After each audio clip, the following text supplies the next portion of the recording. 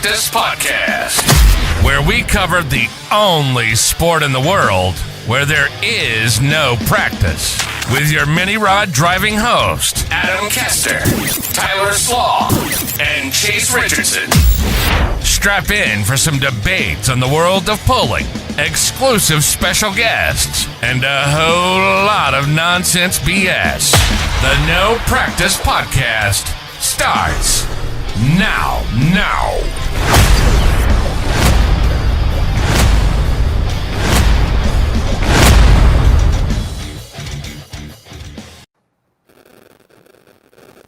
Ladies and gentlemen, welcome to episode number 20 of the No Practice Podcast. Coming off a long holiday weekend, we all got to pull together the last time we were together.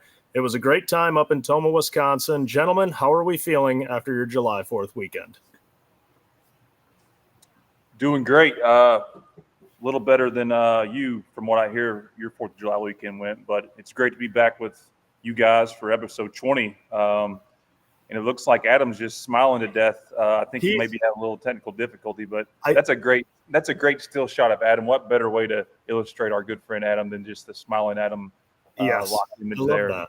Yeah, but yeah, we're back again. A little different. It feels like we've been months from this our traditional way, coming off the live.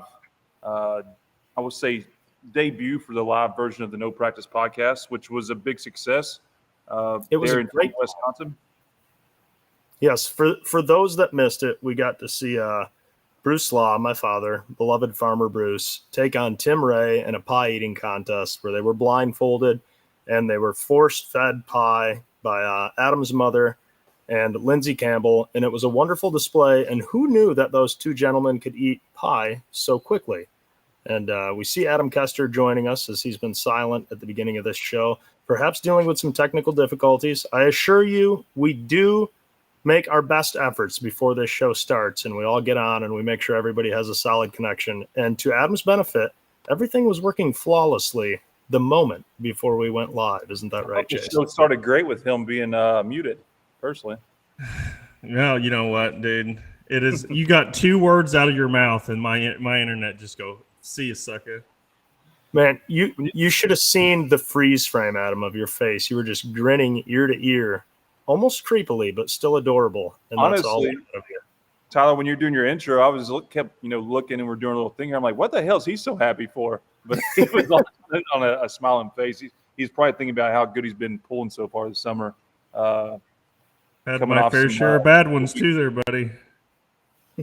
Well, overall, though, I would say you're right there with the best of them.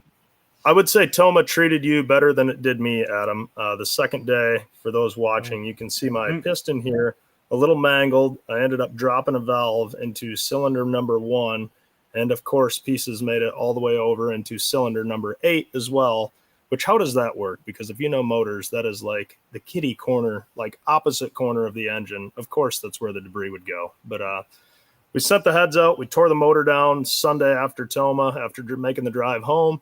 Had the head sent out Tuesday, had them stripped down, and we just got the cylinder head back yesterday, got it all put back together, got it fired up, and we're ready to go pulling Friday night. Are you gentlemen going to be coming Friday night? Where's Friday night?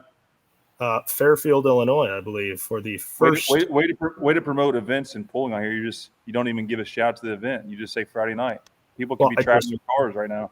I just did, Chase. I knew that you would kind of give me that bait and switch so I could bring up Fairfield, Illinois. That is the first pull of our mini rod points series for the Pro Pulling League, and I feel like you guys should join us there. Are you going to be there?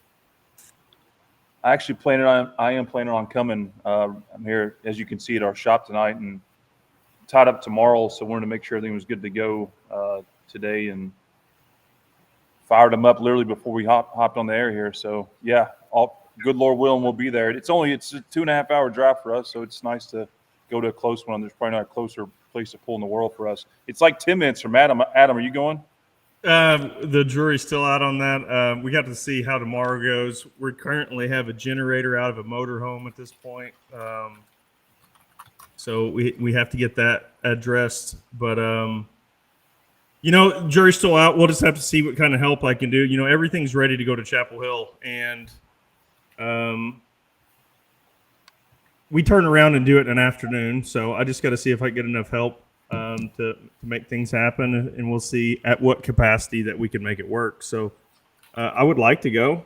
The jury's still out. I've never pulled at Fairfield before. It is 50 minutes from our house here. I think it's about 40 miles. So it would be nice to go to a close one.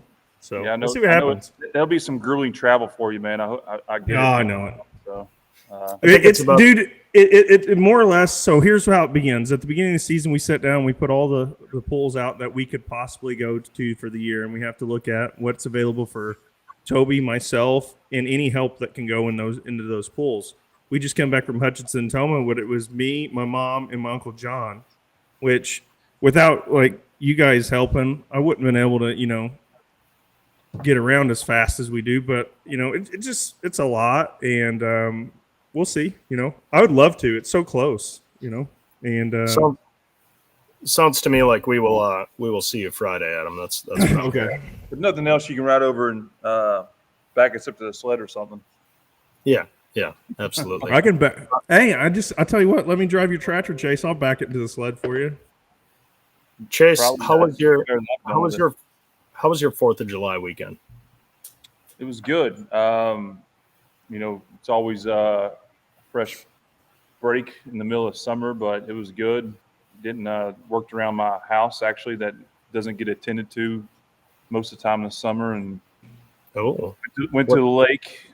Went and played some golf. I attempted to play some golf. It was good rehab for my elbow that I'm still jacking around with, but it was good. How about you? How about you guys? So Thursday we have some friends of our family, the Elpers family. They put on a slide party at their little pond behind their house. We went over for that. What is got a lot of slide? rain? Well, I mean, it is a slide. So they take a culvert pipe, cut it in half, and they stack them together. I don't know. It's a couple. I don't know how long it is. 100 and something feet long. 150 feet, maybe longer. And then it's kids ride it down. I quit getting on there whenever you'd run down through there and your arm would hit the cider and you get a nice little gash on there. But so we slip did and that. slide. Yeah, no, it's a tube. It's a slide, How old are the kids? Well, I mean, everybody's a kid at heart, Chase. I was going to say you're making the adults from your youthful area there sound young. Yeah. So we did that on, and then we did a little bit of a like battleship with water balloons. Basically, you put up a tarp in between like two volleyball poles. You get in lawn chairs and you sit on each side and you throw water balloons back and forth. If you hit people, they're out, kind of deal. So we did that. And Friday, we went down to Tennessee to hang out on the lake. Me, my wife, my son, and two of my buddies, Ken and Rick, went down there and hung out at my mother-in-law's got a nice lake house down there. So we went out on the boat, and it's kind of funny. Woke up Sunday morning after a long Saturday on the lake. Buddy gets up. I'm still laying in bed, and Jamie's up with the kid, and I'm awake, but I hear him talking out there, and my buddy goes, the boat's gone. And Jamie's like, what? He's like, yeah, did Adam go somewhere? He's like, no, he's in bed. It's like, well, the boat's gone. So Jamie comes in there. I get up. I run outside. Sure enough, you go out there, it's gone. And it's got a lift in it, right? So it's got like a blower motor that pumps air into this tank and pushes the water out, and then it lifts it out of the water. Well, when we had parked it, I knew something wasn't quite right. It was running a little rough. It didn't get all the way to the top, and it kind of popped the breaker. So something went wrong with the electric motor. And so it was up high enough. I put it on the hold. It's got basically a ball valve on it that just holds the tank from filling with water and sinking. So Sure. Like idiots, we didn't tie the boat off. It's up on the No. lift. What do you need to tie it off for? So Yeah. we go to running down the stairs down there and at the dock. We're looking around, and it took 10 minutes. Finally, it was a good solid 1,000 feet, maybe 1,200 feet, down about 8 houses, tied up to somebody's dock over there, so we had to like drive through the neighborhood and figure out what house it was at, and talk to the guy in the morning. He's like, "Yeah, I woke up. I look out the window. I thought, man, somebody's fishing awfully close to our dock." And then he walked down there and said, "Who are these drunks?" Then he goes. Then I started looking around. He goes, "I didn't see anybody on the boat." And he noticed that the engine was trimmed up. Luckily, I did that, But we managed to recover the boat and got it back. Ended up, the lift messed up is what happened. So we got parts on order to fix all that and whatnot. But we had a good time. It's nice to relax, we've been there 2 weekends a row down there. Try to spend enough time with her family and just quality time with the family, and because the season's getting ready to kick off, So that was my weekend in a nutshell, I guess. Real quick, Adam, is there like an Amber Alert for a missing boat? Like, how does that process work? Or is there a hotline for missing boats? Like, I live near a lake, but I got to hear this.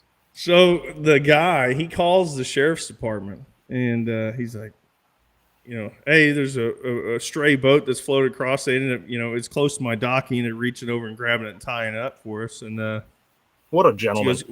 He's like, we don't get, the lady says, we don't get many calls like that, so we really don't know what to do. You can call the Tennessee Valley Authority, TVA, down there, and see,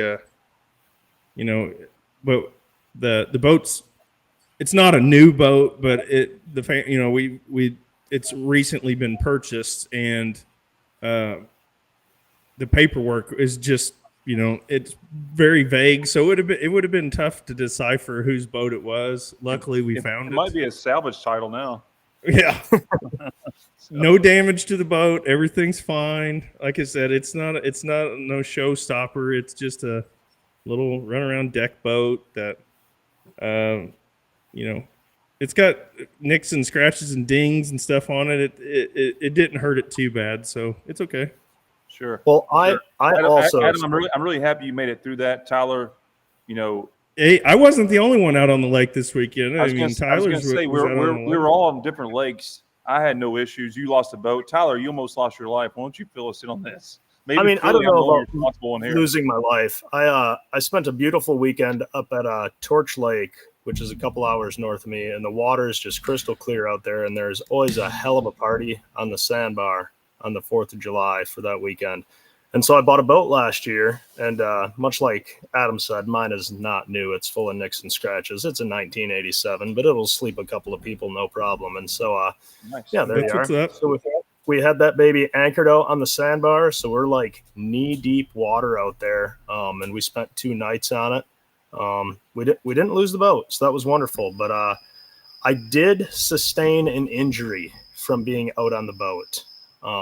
And ironically enough, I woke up the next morning and I got this huge gash in my leg. And me and my friends that are with us and my girlfriend were like, we don't know how that happened. And that is what the gash looks like right there, which you can see the redness around it is just it's not a good look. And we reviewed some footage on my phone, and we actually caught the exact moment that the injury occurred. And I even passed that on so that you gentlemen could witness what that looked like when I okay. So here, keg stand. What's up? We see you doing a keg stand. Now you guys can notice there's a pole. Hang on. Oh, pause this backstage. Pause this. Yeah. Can we get the play-by-play like you do for the people in the practice? So there was some children doing some 3 to 5 second keg stands, and I told my buddies, I'm like, somebody's got to get up there and do one for 30 or 40 seconds and show these kids what a real effing keg stand is. And unfortunately, I had just enough liquid encouragement. I went up there, and you can see the pole by the blue cooler. And as the gentleman puts my legs down, you can see my right leg catch that pole, and it just skins a chunk of my leg right off because it's just right up against the bone when that happens. And you could unfazed. Look, the strapping lad in the hat. The strapping lad in the hat, like picking Tyler up. That's maybe the injury wouldn't have occurred if there was 2 people holding you up, but so definitely. And then I came off there, almost lost your leg and did the Tarzan in the chest. Yeah, you can see all these people that are out on the sandbar. Like there had to be thousands of people out on the sandbar, and so I basically have a horrible open wound in my leg. And I proceed to stand in no doubt what is, no less than urine saturated water for the better part. Nobody pees in that water. I don't know what you're talking about. No, everybody was being very courteous, and not peeing in the water. So that was the first thing I saw. Yeah, so here's the picture where you can actually see my skin being drawn to that pipe that I had just slammed my leg onto. We're always looking for magical content, dude, but you overachieved yourself there. Yeah. So that led to that, which I go to work and, I'm talking to the guys about it. And of course, my mom is freaking out. Like, you got to go to the hospital, blah, blah, blah. And I'm like, no, I'm a man. Men don't go to the hospital until they're losing a limb. And I showed my leg to a couple of the guys at work and they were like, dude, you need to go. That's going to be infected. You're going to get blood poisoning, so on and so forth. So I'm like, okay, fine. I'll go to the hospital. So yesterday I go to the hospital and I'm all by myself and I get in there and I'm in the lobby and I give them my insurance card, my ID and everything. And I have what they call it vasovagal syncope, which has nothing to do with my leg, ironically. But I've experienced this like probably 5 times in my life at the eye doctor and at the dentist. And once before when I was picking my dad up from the hospital, where something about like that weird medical environment like really messes with my head and it makes me want to pass out.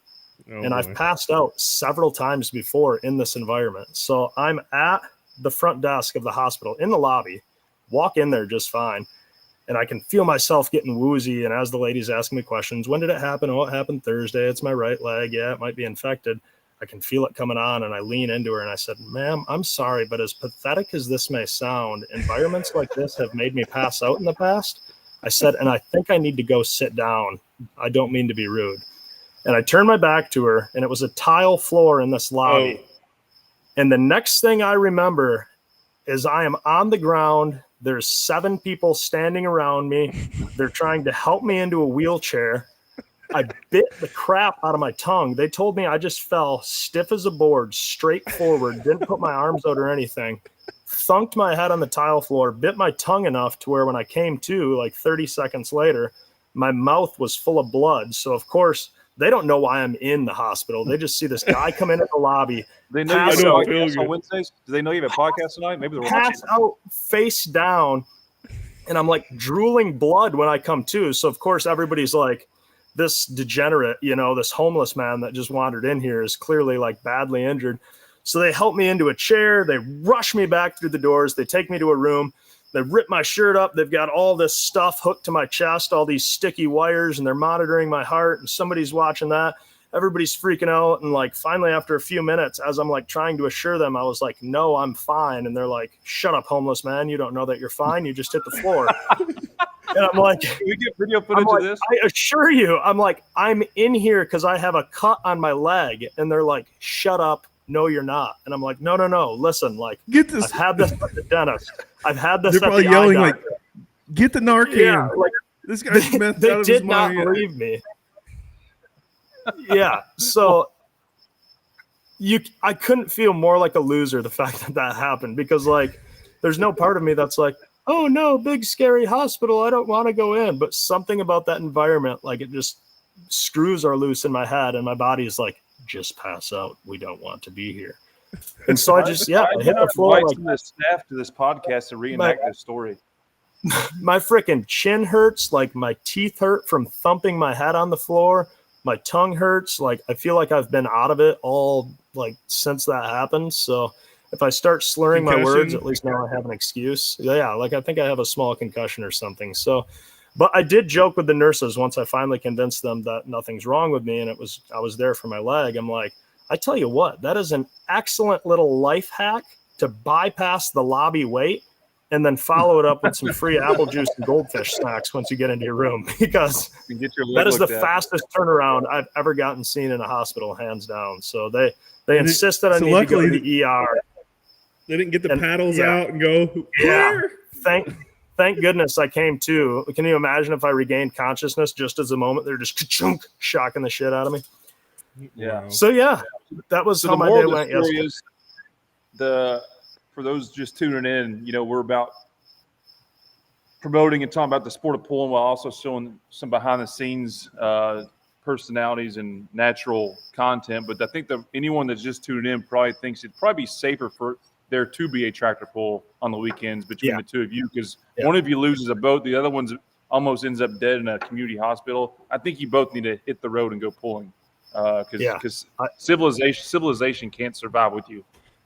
Yeah, I think we're all safer and better off going tractor pulling. And I, for one, feel like I can use this as an example that I am safer and better off not going to the hospital when I have a minor injury, because my minor leg injury was significantly overshadowed by all this other nonsense, to the point where I'm like, so what do you guys think of my leg? And they go, I don't know. It could be infected. It could not be infected. Here's a prescription. You need to go to the ER and get your heart checked out. And I was like, unless you guys are prepared to physically detain me, I'm going to get up and leave. And so they made me sign all these waivers of liability, and then I was able to leave. So all said and done, we're good to go. So needless to say, you haven't got your blood drawn yet. No, I haven't, because I hate needles. Those are my I do too.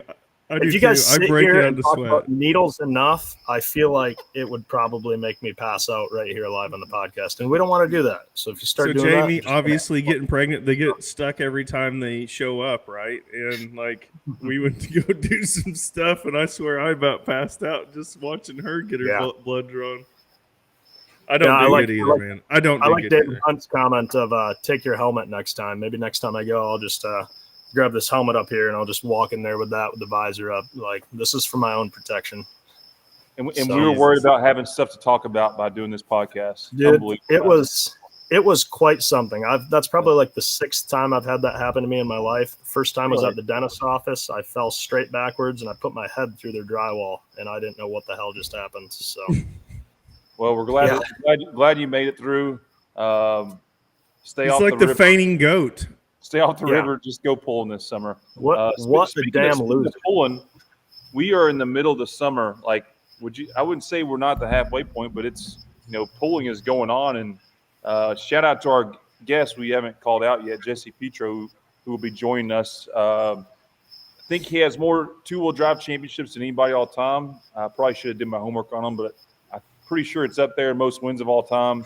He's off to a hell of a start this summer with the truck he campaigns, and I think another truck they have, if I'm not mistaken, P5 is won like 3 or 4 straight runs amongst different organizations, 3 or 4 straight hooks. So excited to have Jesse on. Wanted to make sure we shout that out too. And in the middle of summer, guys, like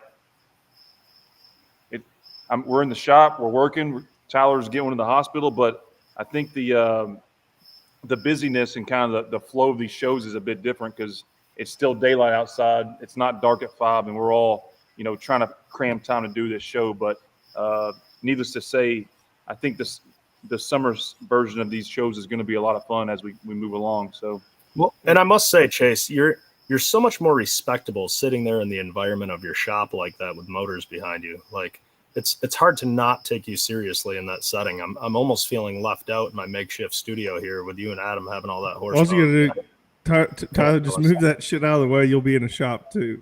Yeah, I was gonna say your backdrop, just the wind start blowing and fall over, right?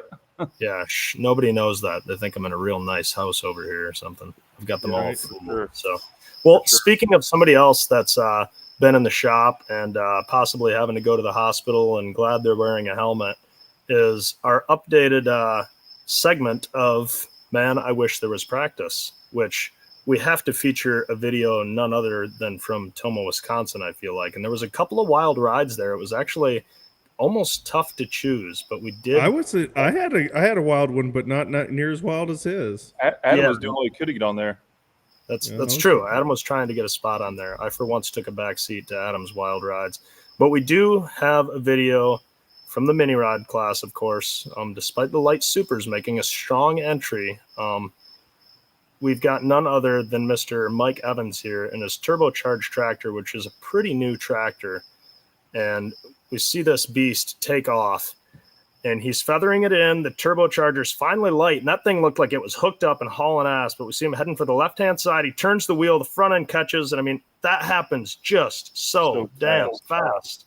It looked like the front end barely hit, but it was just enough to dart the front end man, over. bring that backwards one more time. For those of you, if you're audio only, the front end's up. It just touches down. The tractor kicks so quick and catches the front end. And I got to say, the sled operators were very quick. Probably Mr. Von Bauer in there. He saw hitting the brakes, trying to keep that sled from piling into the driver. And here we see a little reverse camera shot as he's getting into the throttle. Sticky track. Oh yeah, very sticky track. Looking good. And you see him turning the wheel right, and it was just too late. There's literally nothing you can do that fast.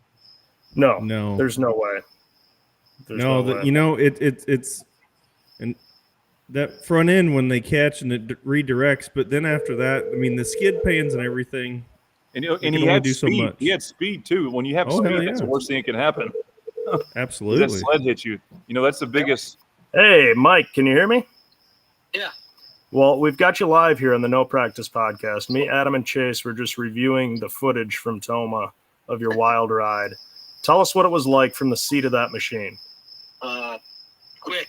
Oh, that happened fast. It looked like it happened real fast. Yeah.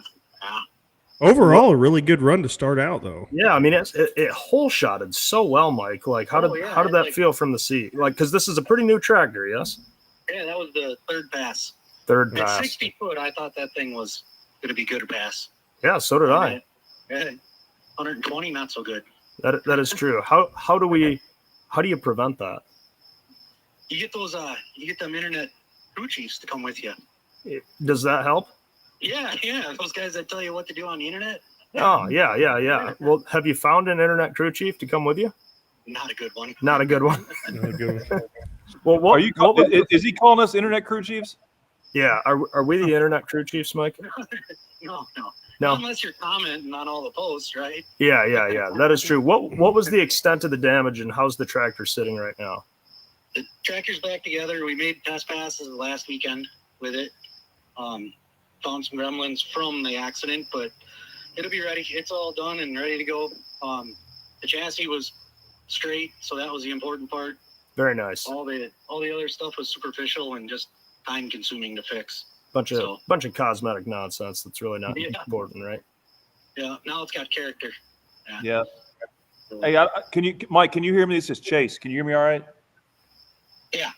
So for those that don't quite know the difference in your tractor compared to like the ones we run that have superchargers, give us a quick Mike Evans Cliff Notes version of what makes your tractor different. Obviously the combination and so forth, but the amount of power that thing has the potential and I think it really is making. Can you give listeners a quick rundown of what makes your tractor up different than ours? Really just the boost system, and we're basically, it's not robbing horsepower to drive a supercharger.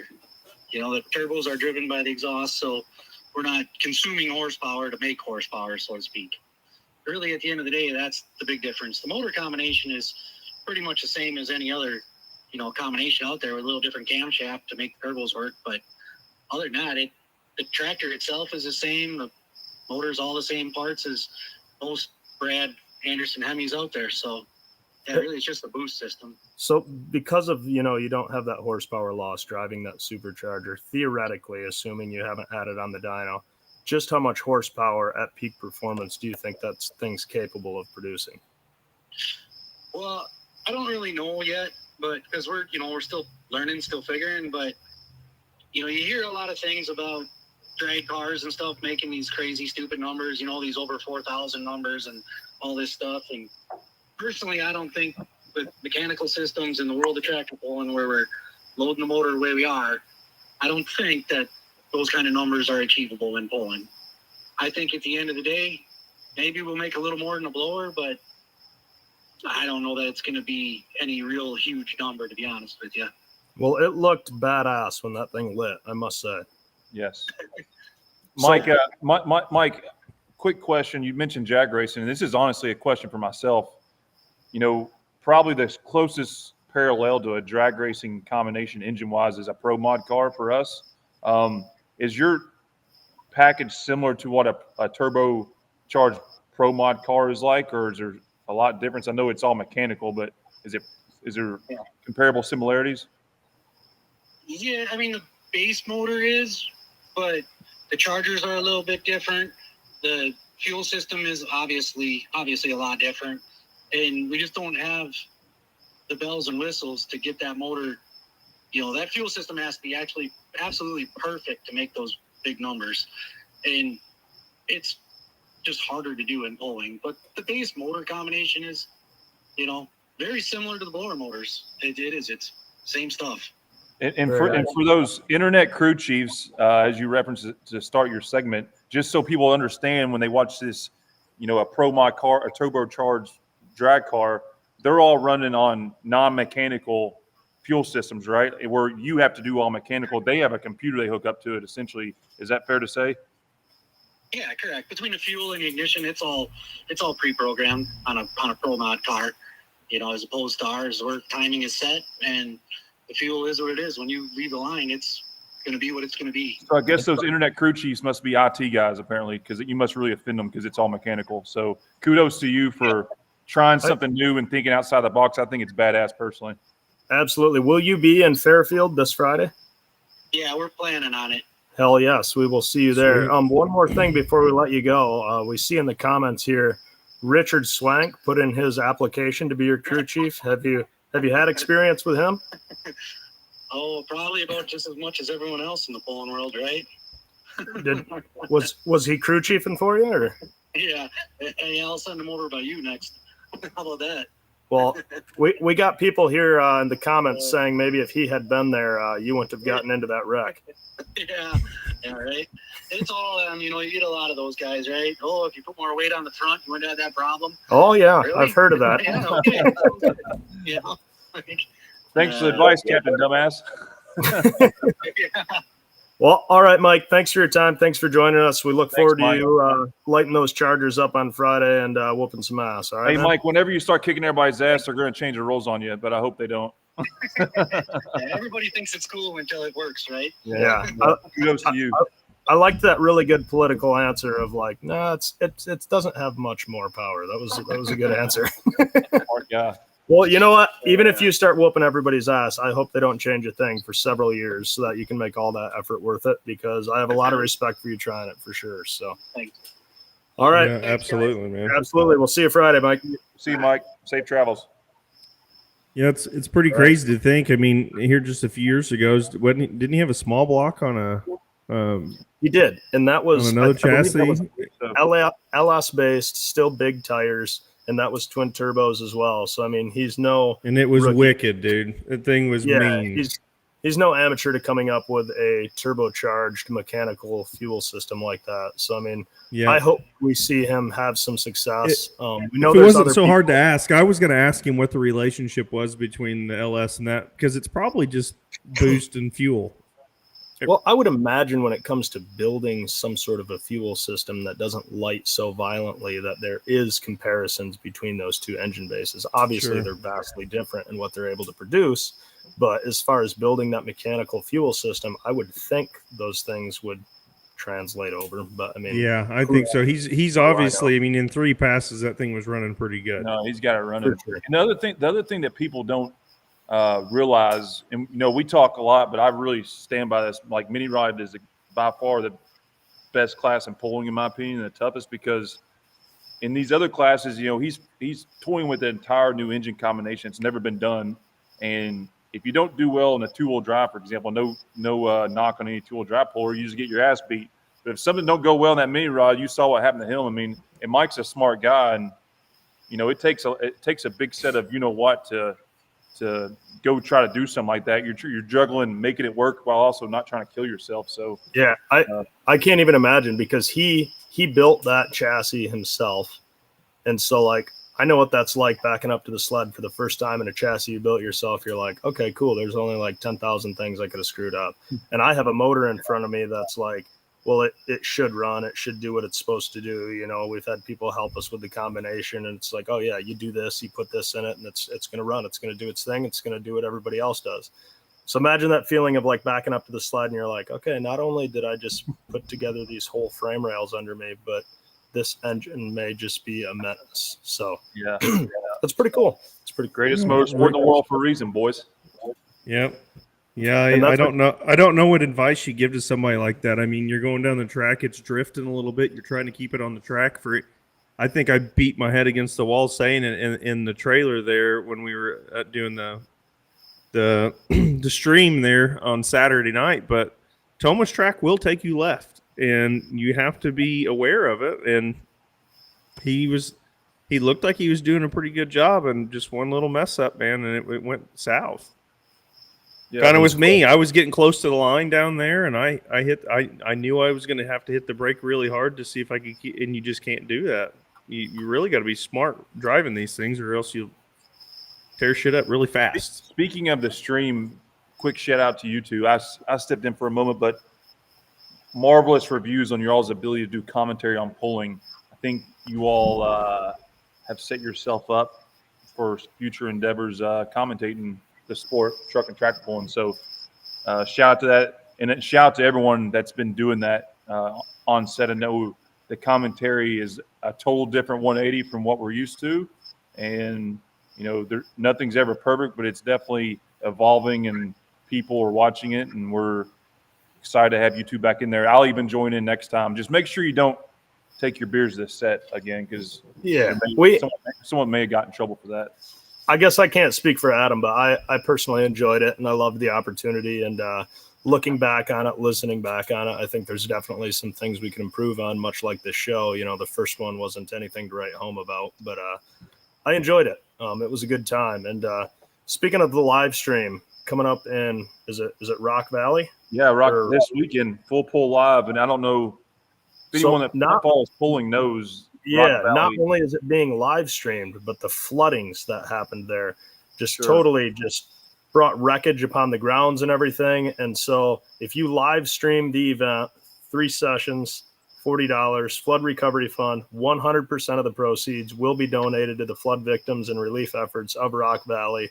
So what better combination could there be? If you can't make it to the event, you can live stream it, and the money goes to supporting those in need. I mean, it's a GoFundMe for a community that was literally underwater 2.5 weeks ago. It was actually, it's well documented. It was a state of emergency situation. A levee broke, and obviously it's an outlaw side of things. That's the biggest outlaw pull, but it's a humongous event. I went to it last year. I think they're expecting 15 to 20,000 people this year. It's free entry, free admission. They're on site, but it's all proceeds from the live stream. It's going back to the community. So if you don't like pulling, you don't know pulling, but struggles and helping people, I highly recommend to give your $40, because it'll all go back to someone who needs it. So that's coming up Friday and Saturday. That's right. And because we're still dealing with the internet, somehow somebody will even hate on that. And I can't wait to see it. It's not hating. It's just called it's 2024, man. That's the only thing that people know. Open opinions. That's what makes our world go. You can't take offense to anything. Be willing to take it on. So, and also, dude, people are wagering on tractor pulling right now as we speak. And there's an outlaw event, Concord, Nebraska, taking place. As a matter of fact, it's. Can you still wager on it right now? I think you should. I think it started about the time we went on air. I think it's a one-track show. You can definitely probably still. Why don't we throw some cash on it? I've had some good luck. I've won some money on this. I kid you not. I will pull it up a second. I think I don't know what classes are running. I don't know. Do we have a means, Mr. Backstage? Do we have a means of letting the gentleman see my screen? Oh, there we go. Can you guys see it? Can you? Yeah. Oh yeah, we're good. Perfect. Right. Look, Tyler Slaw's on the mini rod picks. Well, that's the July 12 at Fairfield, Illinois, Session 1. Gotcha. Yeah, we got that guy there. Okay, so right now we've got light super stock ag picks, super field picks, and NA 2-wheel drive picks. Will you guys help me make some selections for the light super stock? Let's hit the super field. Go back a page. Oh, okay. Yeah, it's off. Super field. Oh, I don't know anything about super fields, but I know a good pulling tractor name. All right, gentlemen, you're gonna, based on name alone and odds. All right, we've got Red Edge, Rum Runner, Deer Cruiser, She Said No, Midnight Rider, Like Father, Like Son, and The Dark Knight. Now look at this odds right here. We've got Holy shit. 46.25 to 1. She said no, and she said no. We got to take that one. I want that. That Yeah. that has to go, Tyler. 46. Yeah, that's Huge typical payout. Chase, straight bandwagon, just right Okay. for the Long highest shot. odds. I feel like we also need to pick one that's kind of favored. So, Adam, who do you like between Red Edge and Deer Cruiser? I have to say, dude, I am going for the Dark Knight only because I am a huge Batman fan. Oh, Okay. I like it. You guys are giving me 2 long shots here. If both All of right. those cats finish in the top 3, what are we going to win? $20 pays out $555. I think that's All not a bad day at the office if you can make it work. I mean, I'm Batman doing and what's better than Batman and a girl walking out on you? She said Yeah. no. She said no. The Okay. Dark Knight. It's a Dark Knight All right. after she says no. There we go. Let's We're in. we're getting ready to bring our guest Mr. Petro on, but before we go off, we have to remember to go look to see if they've been updated to see if Okay. they want our 555. Yes. So Sorry, Tyler. I don't know. We picked some pretty long shots there. If we hit big, it's just your Can you money, Tyler. imagine, Who though? cares? The it won't energy even of cut. that- It's not even going to cover that emergency room visit. Probably the first 2 seconds that you were there. If you win it, Yeah, probably true. Yeah, if anybody there on the grounds at that poll is listening, somebody tell them to put the killer tune-up in it because I need those dollars to Yep. pay for There we my leg. There we go. All right, It's Enough two-wheel drive. It's almost two-wheel drive pulling time. I think I it know is you guys, time. you guys have been waiting on this moment. So Jesse Petro, probably the best two-wheel drive puller of all time, arguably, is getting ready to come on. But I know this is all you've been talking about besides the live podcast excitement last week and the ER visit. So go ahead and let's maybe preview what we're going to do. We're going to do at the end. I get what you're Yeah, I forgot.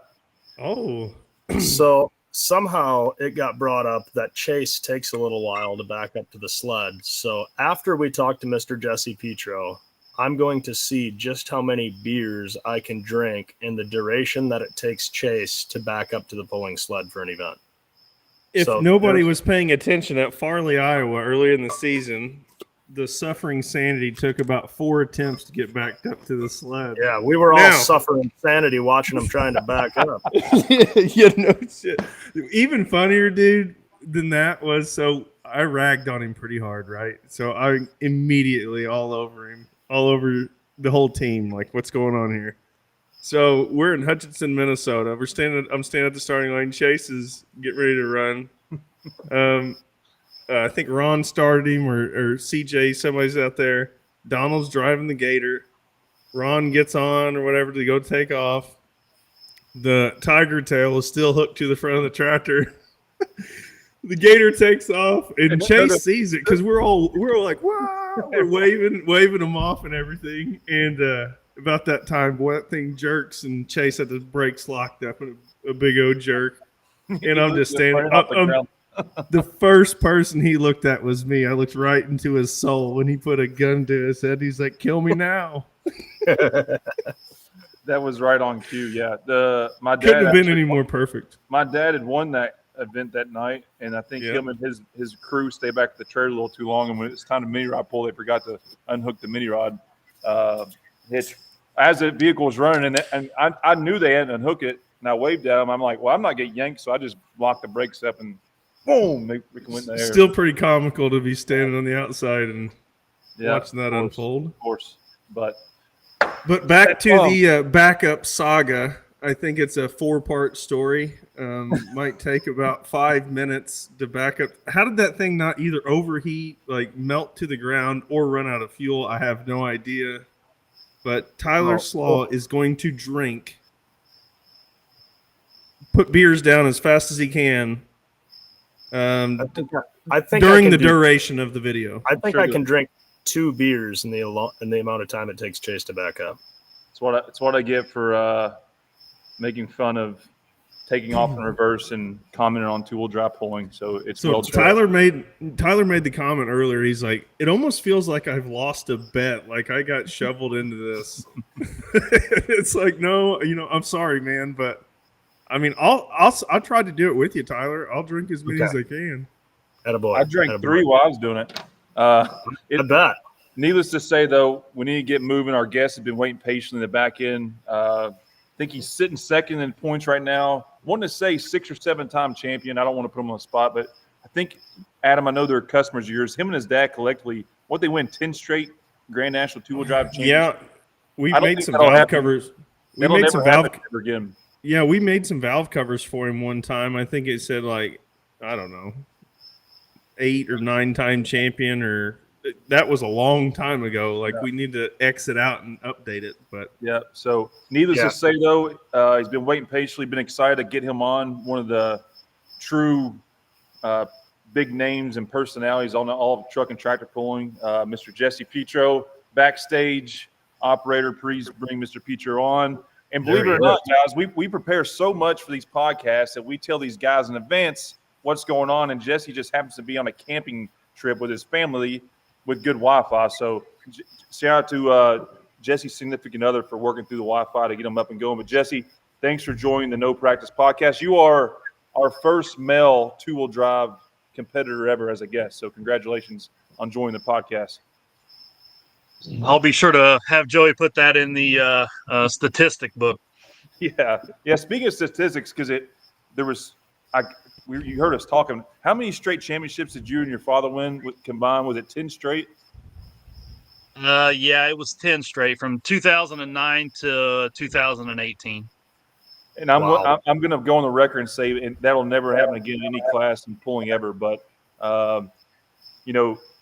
needless to say, the Petros are a household name in pulling. So Jesse and Joey and obviously Chad Mayhill, you're campaigning how many total trucks now in the operation? So we're running 6, 6 trucks. The 3 T-buckets on the Grand National circuit with Joey's truck, my truck Buckeye Hauler, my dad's truck Caddy's Komplaint, and then Chad runs the P5 and 2-timing truck on the Pro Polling League, and then Chad has his Old Blue that runs on the Region 2 circuit. Gotcha. And doing very well at all of them at this point in time, I do believe. Yeah, so far we've it's been pretty good so far. Few little hiccups here and there, but that's kind of par for the course with pulling in general. So far we're pretty pleased. Got obviously a big couple of months coming up here, so we thought we'd go weekday camping to kind of avoid some of the clientele that sometimes arrives at the parks and the weekends, apparently. So that's all new to me. Obviously, you guys know where I've spent most of my weekends from May to October. So it's a new adventure, but Jess and the kids sure enjoy it. And it's a lot of fun to see them have fun. I hear it's a lot safer to stay in campgrounds than go out boating compared to from hearing these stories these two have. So I don't think Jesse's going to wake up and his camper's missing like my boat was there. Yeah, I'm definitely not having a boat. I would be the one that the truck or the Yukon would roll into the lake, and that would be a funny call to the insurance company. But so no boating for me. I have to say, when I was younger, we went camping, and somebody's car did get stolen from the campsite next to us. It was kind of crazy, but no, camping's awesome, man. That's really cool for you. I'm sure there probably isn't a TV around, is there? Kids not like to hang out. Yeah. The kids seen a TV on in somebody else's camper down the way, and I kind of had to inform him that it just wasn't in the cards for us to have a TV in here. So they awesome. It's good for them. It makes them go ride their bikes and play ball in the grass and stuff. Awesome. I gotta say, campgrounds can be quite entertaining because, ironically enough, Jesse, I'm actually staying out at the Holland State Park campground right now with my camper and my grandparents and my mom and my stepdad. And the entertainment of watching people back into campsites is absolutely top notch. I already witnessed one guy, I think it was Sunday night. He was trying to pull into his spot at like 11:30 at night. I'm walking back from the showers with a towel over me, and he's like, "Hey, I need some help getting into my site." And I'm like, "I'm going to bed, man. I got to be up at 5 o'clock in the morning." And I'm like, "I would suggest you drive around the non-directional so you can get a good angle and like back straight in." And he just like, "Oh, okay." And he wanders off. And I go inside and I was like, you guys are going to hear a crunch here in the next 5 minutes. Sure enough, he jackknifed his truck so bad it pushed his camper off of his truck hitch, and the camper's just sitting in the middle of the road. I saw that. It broke the hitch right off. So why would not being a good Samaritan person just say, yeah, I'll back it up for you? I mean, next thing you know, I back into a fire pit or something, and it's my fault. So make sure to walk around. He has backed into a flush think mount. Think about if those nurses at the hospital would have said, well, someone else can deal with them. You'd been dead right now. Yeah, that is true. So what I'm getting at, Jesse, is figure out what time the move-in hours are, not check out, but check in, and just do yourself a favor and just kind of run some strolls. And when you see somebody trying to get into a narrow spot, it doesn't get much better than that. So that's funny. Cheers to camping. All right. Absolutely. Camping's awesome. Give it to you there. So we're getting ready to hit the hot stretch on the circuit here, Jesse. I mean, what is your total overall assessment of how the two-wheel drive class has been this year? I know maybe some unfavorable conditions on a few places, maybe maybe out of the ordinary sled settings and stuff like that. Coming from where just an onlooker from the outside, the two-wheel drive class is one of the hardest vehicles maybe to drive, just because there's so many of them in the track changes and all that stuff. What do you think the biggest difference? I know obviously the tires, a new sled. I mean, how do you assess this new year coming forward? How do you kind of judge how it's gone so far? Yeah, obviously it's been a little bit different with just for the amount of the trucks that have been run on the Grand National Circuit. So, when you basically double the size of the class with good trucks, and then obviously, like you said, throwing a new sled in at Toma, and some of the weather conditions, it definitely makes it more difficult. When we struggled a little bit last year, I told my mom and Joey, I said, just because we've done it this way for so long doesn't mean that that's the correct way to do it anymore. So I've definitely tried to have a more open mind on trying new things and maybe taking a different approach with a truck or two in certain scenarios, whether it be the sled or the track, so that I don't put myself into a corner that I don't know how to get out of. Right. Well, I mean, you guys have been doing this for so long. I mean, you've pulled on virtually every track that I could think of. I mean, you've been to every, and you do a very good job of taking notes and everything. Do you almost just have to put a lot of that to the side now? It's funny you say that, because Joey just cleaned out the notebook from like 2014 to 2022. So right. To answer that question, yeah, a little bit. The sled change is probably going to be more drastic in the setup wise than anything, and it's not bad. The sled works fine. It's just different from what we've been used to for the last 15 years. So, with that being said, it is a new challenge. So, the faster that you can figure it out, then the quicker your success is going to be. So, we learned a fair amount last year pulling the Case IH Bower-built sled. And I think that definitely helped, when we went to Toma and pulled both it and Big's new sled. Right. I've always said this sometimes about the mini rod class, but I think particularly two-wheel drive, I started out in that class and cut my teeth in it, and here recently have been driving some. But like, there's such a fine line in that class between like being first and especially a class in 40, like with 40 plus, and being like 25th. Like, if you look at the results sheet and you're 25th, you're literally maybe one small change away from like being in the top 5. Would you agree with that? Yeah, you got to explain to my mother about every time when my dad's truck doesn't finish in the top 5, and I'm like, well, I did it, and it's throttle control, or it's a weight forward or back, or it could even be a gear change, So yeah, it's anytime that a class has a pretty good set of parameters as far as rules wise, whether it's super farm, 2-wheel drive, 4-wheel drive, those classes become ultra competitive. And those people and pullers pay more attention and they have to, or like you just said, you make a good run and you get 20th, and you're like, what did I do wrong? Well, you didn't necessarily do anything wrong. They just 19 people did it better than you, because everybody has the equipment to do it now, right? So everybody's stuff is capable of winning, and everybody's essentially been doing it long enough that they got a pretty good idea how to do it. And there's always going to be variables in truck and tractor pulling that you can't control, and now you can't overcome that. There's still certain classes in pulling that you can overcome obstacles if you have a better piece of equipment or a better driver. But most of the classes anymore, you can't do that with. There's, whether it's the guy breaks a blower belt at 150 foot and you get the double roll, it's not the person who's next up's fault, but by God, that door's open. You better go through it, to take advantage of it. Right. I think even with the 2-wheel drive class right now, and maybe other classes, I don't know, but it seems like there is a big number of them. And let's say a guy goes out there and lays down the first run in the class of a 313 or a 318 or something like that, and it's hard for them to look at that and go, okay, if we reset this, it could just get out of control. But you don't know that 313, like we've seen in a couple pulls, ended up being a winning distance. And it's like, you're trying to judge 350-foot track, taking the run, turning it down. Was it a good run?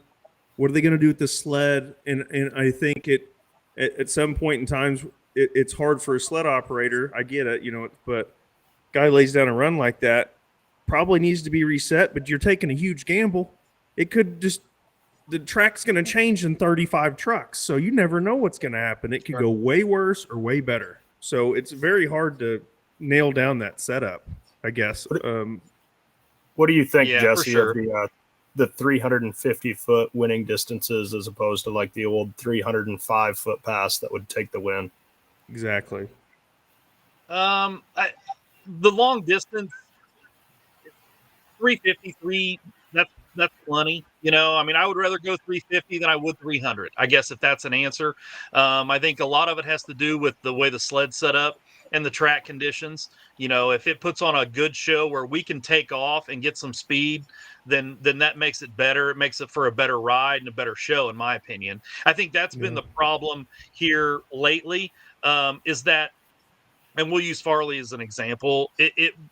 311's not bad, as far as the distance, but the show, as the class as a whole, people don't really like 2-wheel drives anyways because there's too many of them, right? So when you don't have much excitement and everybody's going 280, 290, then it makes for a bad show, in my opinion. So that's where it gets tough, and it is hard, because like you said, that track changed 20, 30 feet, and then you're out there where it's like it's getting a little far.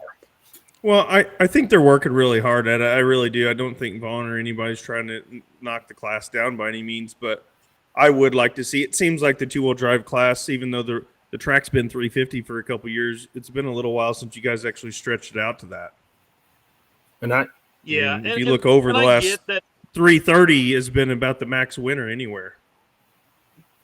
Yeah, and he does. It does seem like he starts off heavy, and from a sled operator standpoint, it should be easier to start off too heavy than start off too light, because then you don't know how far to go back. So, if you got a guy that goes a good truck that's first hook and goes 300 or 310, well, then you could probably give him 10 or 20 foot and still catch him by 350, even if the track does get better. So I understand that mindset of being heavy to start versus being light. And obviously the track conditions, how the sled works in the dirt makes a huge difference. And obviously how the track is for the trucks, whether they're going to like it or not. There's several variables in play. So that being said, if you have an option to be first hook every time, are you taking it, or would you rather sit in the back? Every time. I figured that. I knew it. No, because I think at Rockwell a couple years you were first hook, and you went you made a good run at 350 something, and they kept it. They really did. They wanted to see another one, and then immediately fell back. Now I think some guys towards the end of the class kind of got out there, but it was you're taking a gamble. If your first hook, you lay down a good run, there's a pretty good chance you might have to come back. Not every time, but I mean, luckily that worked out. From a competitor standpoint, in the two-wheel drive class on the NCBA Grand National Circuit, if you put a good truck at the first spot, it's tough to catch them. And I don't care, multiple trucks, whatever. If they make a good run, it's hard to catch them. I'm not saying you can't do it, but and it's nobody's fault. It's just part of pulling, right? Now, and there's instances where the track does get better at the end. If you go daylight, dark, things like that. So again, it's one of those things where the variables come into play that you just got to ride the wave up and down, and you just got to try to balance that out and just try to knock off top fives. Yeah, first hook after following the unlimiteds, are you taking the pass or are you turning it down? Do they have a grader running like Toma? Toma is a place where that grader really does help, keep them holes somewhat in check. But there's a lot of times, Farley was a pretty prime example. The first 5 or 6, it takes a few trucks to get it laid back in there to smooth out some. And you see it, throughout the year too. It's just, it's all about track conditions and how the track was built, from Tuesday on. It makes a big difference. I always make this comparison back from my coaching days and playing basketball days. Track builders and sled operators, like referees, you don't know them unless something's effed up.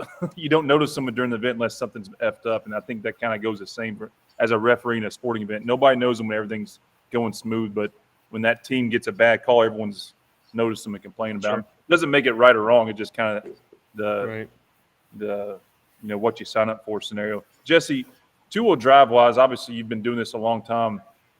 What do you made the mention that people don't like watching two-wheel drives because there's so many of them, which I think there's been 40 plus or right at those events they've had. Why is there so many two-wheel drives for someone that don't know now compared to 20? Because like back when I was growing up as a kid, like two-wheel drives were like the mini rods right now when my dad was pulling, but things change. What do you think is attested to having so many two-wheel drives out there and why there's so many of them? Well, I think number one, the rule package is pretty similar across the board, as far as weight, chassis, all that stuff, cubic inch, blower size, from state level to national event stuff is pretty well the same, and that can be both good and bad, as far as producing a show. So I think that's why there's so many of them, because what you're going to be able to go places when you build a two-wheel drive, whether it's at the state level or at the national level. If you build this truck correctly, you can go anywhere and compete and be competitive anywhere, anytime. For sure. So you just take it to another level. You just build trucks for the region or Grand National or PPL, and just run them. And delegate them to those pulls. Yeah, my dad bitched at me a lot about that. He's like, "We need to build more trucks." Well, because number one, I wanted to. Why do you want to go PPL pulling? Well, because I wanted to. It was a new challenge, right? And it still is. There's a lot of good trucks over there, and it was a challenge, and it still is. And Chad does a great job over there, and but I wanted to have body trucks because you hear people complaining about T-buckets. Okay, well, I can solve that. Oh, Petro's only good. Petro's only good because he's got T-bucks. He's got the extra weight up in the top. So you built body trucks to run with the other stuff, right? Yeah, I can tell you 2 trucks that can weigh more than 2 trucks that are T-buckets on the front end. It's just about how you do things, and that. So, I don't run Buckeye Hauler a lot other than at the Grand National Circuit. There's I feel like that's the truck that's where it needs to be. Now we're running my dad's truck, has Komplaint here, a couple region hooks around, just trying to work through some bugs with it to try to put it back up front. So what about the OG Kathy's Komplaint? It's still sitting there. All I need's a motor. Really? That is, it's, I guess I would need a new bell housing now too, but that's, I can get you one. I got a couple. But yeah, actually, I do have a spare, so technically, I guess we could put it back together, and it would be. How long has it been interesting since that truck's ran?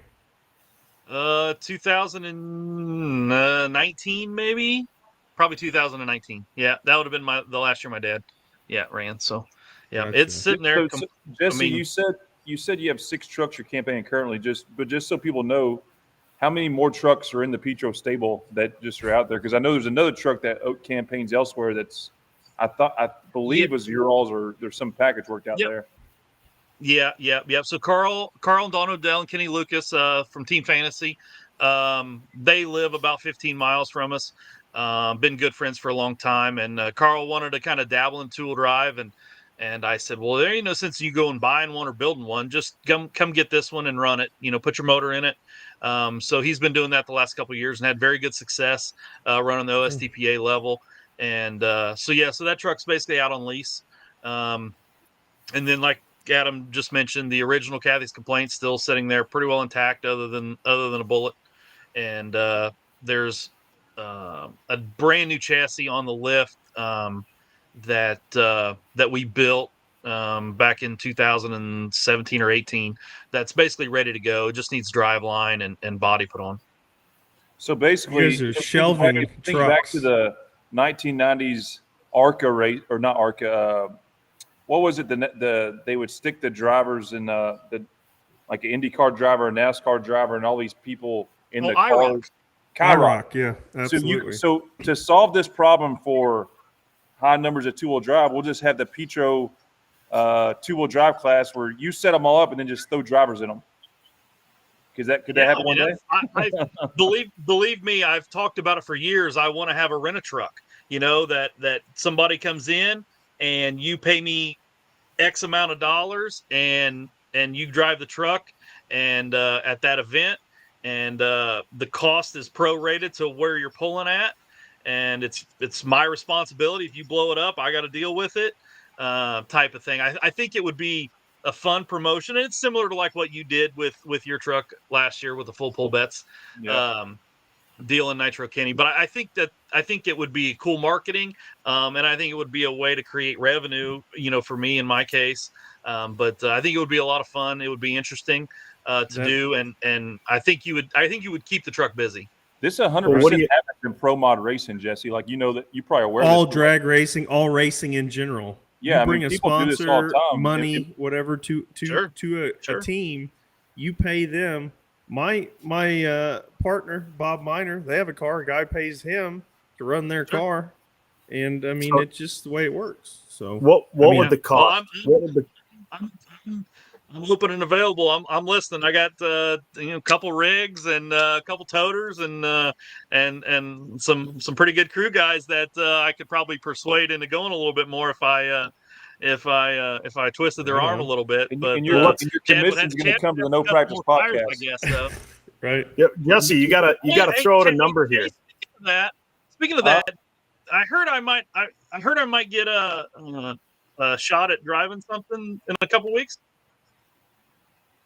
Hey, you can drive anytime you want. We'll negotiate that. I wouldn't mind doing that. He's referring to buddy Brian McDonald's truck that Brandenburg and Fort Recovery is the same weekend, and we haven't. The truck needs to go there. I don't know what we're going to do yet, but Jesse just volunteered himself, so there you go. You're going to drive Jesse. it. Chase says there's demons in that truck that can't back up to the sled straight with it if you get in it. Is that it? Well, the sled will move. It'll pick up and move. Yeah. Did you see him at Farley, Jesse? I actually, yes, I did. So yeah, it's a good thing we can put big fuel tanks in two-wheel drives. Yeah, seriously, if that was a mini rod, he would have been screwed. I called Brian when I got done. I said, Brian, something's wrong with the reverse of this thing. Like I don't know what's wrong with it. It won't back itself up. Yeah. So what would the dollar amount have to be for that business model to make sense on paper? Obviously, we all know this stuff isn't cheap, and like you say, if the motor blows up, it's your responsibility. You're talking a rig, you're talking a crew. like realistically, what do you think that number would have to look like for, say, a 2-day event for you to run a rig out there? Somebody just flies in, drives the truck for 2 days, leaves, and you guys take it from there. I have a number in my head. I don't really know if I want to broadcast it or not. To be quite honest. But he's hitting the Adam button. He's hitting the Adam button. His DMs are going to be blowing up. He's going to have all kinds of. What are you doing? Well, I mean, honestly, I'll it's fine.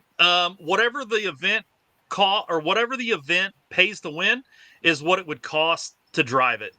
And they cover all the expenses as far as the per hook, the insurance, and all that. So, if you want to go to Wilmington, Ohio Saturday night and drive, it's this price. If you want to drive at Bowling Green, obviously, the purse is more than it. I think Bowling Green. I think Bowling Green's going to be a little bit different than Wilmington, Ohio. If I was just guessing, somebody takes you up on that, Jesse, and then they spin the wheel. I'm sorry. Somebody takes you up on that shit, and then they spin the wheel and it lands on 10 grand, and Jesse's like, yes. There we go. Right? Yeah, increase my odds. Sure. Right. I'm thinking, Jesse, next 2-wheel drive hook I got, I'll just hire you for that. That's not a bad deal. Hell yeah. I'll take you up. So that being said, now that we're talking about raffling stuff out, you've been pulling in 2-wheel drive class a long time. Has you guys campaigned a multi-engine tractor for a few years? The multi-chaos, up 6 engines on it. Has there ever been a mini rod? Well, Freak on a Leash mini rod, and you guys have kind of dabbled in a couple different directions. Is there anything in the future that you'd maybe want to dabble in, or you pretty dead set on the 2-wheel drives? We learned when we had that unlimited modified that the 2-wheel drives suffered. Obviously, when we were on that unlimited, it just pulls you in different directions. Too much. Especially back then, it was just my dad and I. Joey was little. He wasn't necessarily big enough to help and things like that. So, a support crew and people are vital. To not only help, especially at the event, right? Especially when you have multiple vehicles, and all you guys know that. So anytime you can have good crew, that makes a big difference. Some days, I would like to have a light mod. I think that's a good class. I think cool. It's a good stepping stone to get people to replace the people who are gonna be out of the sport in 10 years, per se. That's a big concern of mine. From a polling aspect standpoint is the age of the competitors, right? And the amount of money that it takes in order to compete in those classes. So that's a serious concern in my eyes, from a standpoint of prolonging the sport. So I think that light modified class is good, because you've seen it before. You put 2 motors on and, oh, hey, wait, that gearbox is set up. We could put 3 on it and go run the mod class. Right. Yeah. Well, that gearbox is set up and we could put 4 on and go run the unlimited class. So, I think that's a good feeder to try to continue on the big mod stuff. And the big mod stuff's really good right now, whether it be the mod class or the unlimited class. It's pretty solid, with really good tractors, with people that got nice equipment. So the mini rod. Yeah, there's actually another 2-engine mod sitting right over there behind Chase's back. I thought I saw that on Snapchat the other day, but it took a couple of text messages to figure out where it come from. But my boy Chad, he's always got the goods, so I figured it out pretty quick. It's a 1-engine with 1 engine hanging on the motor hoist right now. Oh, so you're gonna go to it's a 1.5 engine. IPPA? I think it's gonna be sitting here looking like this in September personally, but when you had a month off, I guess my dad got bored, so I'll show you in a minute. It's back in the background. So basically, see the engine basically hanging on the what you're saying. Oh yeah, there we go. Yeah. What you're saying, Jesse, is the light mod class is a gateway drug to convince younger people that multi-engine tractor pulling is affordable. Gateway I drug. can't argue with what you said, Tyler. So yeah, if that's the conclusion, then that's the conclusion. What were you going to say about the mini rod class, though, Jesse? Yeah, go ahead. I didn't mean to interrupt you. Yeah, put a tally up. No, it's fine. Chad had a mini rod. I mean, he had a kick-ass chassis, and it was in Camden. And man, I don't know. Like, I've beat my head against the wall before, and it's a tough deal. I'm not saying that it's not intriguing, because I watch that a lot and go, why in the hell do they do that? Why? It can't be that hard, but I personally do know that it is that hard. So a part of me does say, damn, I'd like to, and I have no desire to drive one. I probably will never drive one, but I would like to. There's some things that I just feel like I just don't understand why they do it like that. But I'm not, Jesse. I'm not in the position to change anybody's minds. You can change my mind. You can tell me what I'm doing wrong. Me too. I was at Centerville last year, so I remember that. So, my tires. Yeah. Yeah. What did you see on my tires, Jesse? What's the story? I didn't hear this. I think he went to the shingle factory and tried to adhere it to the tires. No, they were pieces of rubber, is what they were. They were pieces of hot knife. So you hot knife a tire, and I took all the pieces and I cut them up into like chunks, like the size of rice, basically. And I spent like $300 on super glue, and I coated each tire with super glue and pieces of rubber. And I was like, fuck, I don't know, maybe it'll work. And it didn't. It didn't. So I got like 20 hours into an old junk set of tires and $300 in super glue. I mean, gluing hundreds of thousands of bits of rubber onto these tires. And in my mind, I was like, maybe it'll have enough friction and grit, like everybody just kind of scuffs their tires in between the lugs. I'm like, maybe it'll just stay on top of the dirt and just haul ass. It didn't. Yeah. That was I have to say, I think the mini rods being unpredictable, but I think the tires are getting better. We'll see what the new ones, if they're allowed, how they do. But I mean, Jesse, you have no desire to get in one? Are you sure? No, I really don't. No, okay. I mean, I love the mini rod class. I think it's great. Obviously, my dad had one for 4 or 5 years. And I really don't. I don't really have a desire to drive it. Did that ride at New Hampton hurt him? I mean, I honestly think breaking a planetary in Saluda, South Carolina, in the old Caddy's Komplaint probably hurt worse. Yeah. Really? Yeah. Wow. So. Yeah. That crash at I think it was New Hampton, wasn't it? Yeah. I believe it was New Hampton. Yeah. Yeah, man. He was. Yeah. Because he had been doing really good since then. I mean, everything was running good, but I didn't know. If, I mean, it went. I think it probably knocked him down a couple notches after that.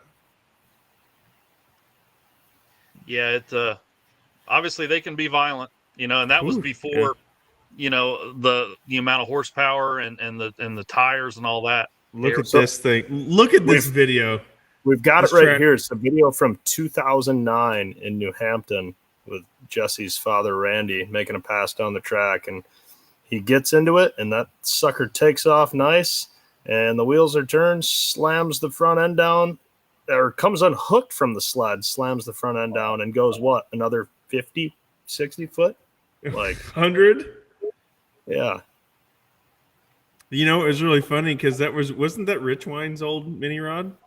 Yeah, it was. It was the one that had the turbine in it. Yeah, it bounced all the time. What did he have to say about that, Jesse? I don't know. He always called it the engine stand. It was just it was in the it fit in the trailer and didn't take up much more room than the complete engine did. So and if I remember right, I think we had to do that at Chapel Hill one year. We had to pull the motor out of that thing to put in a truck for the Saturday night of Chapel Hill. So Okay. it worked out fine for us for a few years until we basically built the fourth two-wheeler. Right. Obviously the truck that Joey ended up driving. So yeah. One more question before Tyler gets to his. So in all the years of pulling, I've seen your father and yourself do some pretty amazing things. You had the truck up on the lift. You have the oil pan off of it. The main cap is cracked all the way through. And he's like, shh, put the pan back on. We're going to run it again one more time. And he does. I've seen him all afternoon maybe run a piston and a bore that should have never been in.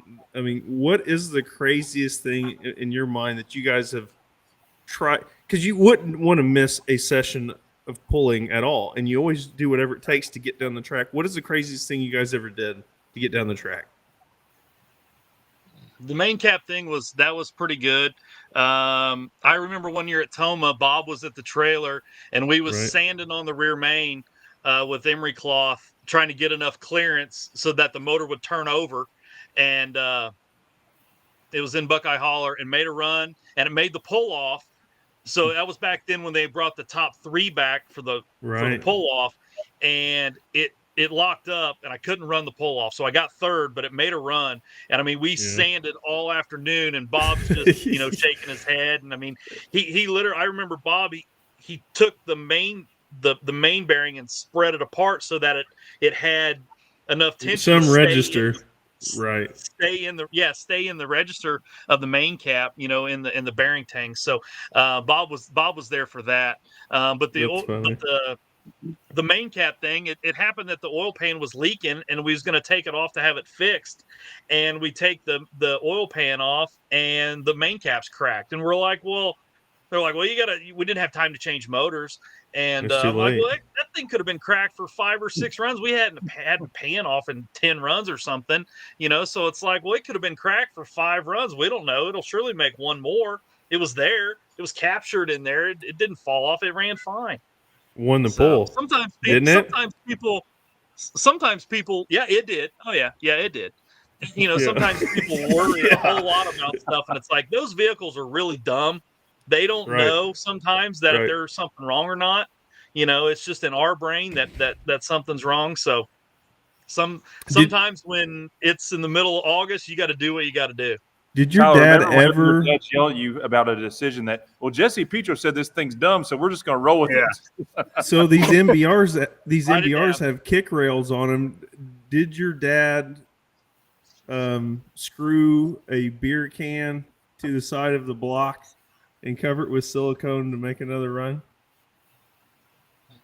Did he do that? Somebody did that. He allegedly did that. Okay. Can't. It's very possible that he did, yes. Threw a rod. Yeah. I don't know if I can remember for sure. Put a fucking beer can on the side of the block and screwed it to it and siliconed over it to make another run. Yeah, Jesse's shout out to the King, Randy Petro. Jesse's pounding the Miller Lights. That's my first one. The best puller I've ever been around on a personal Absolutely, level. Dude. One of the best of all time. Think about it and miss them every pull. So. Yeah, absolutely, man. Before we start crying, though, it's time for rapid fire. Fair enough. Yeah. Yeah. Oh boy. All right, Jesse. Hopefully, you're familiar with this process. It's a lot of questions. I'll do my best. They're quick. They're silly. There's really no right or wrong answer. It's just got to be a quick answer. So here we go. What's your most favorite book you've ever read? Quickly now. Berenstein Bears.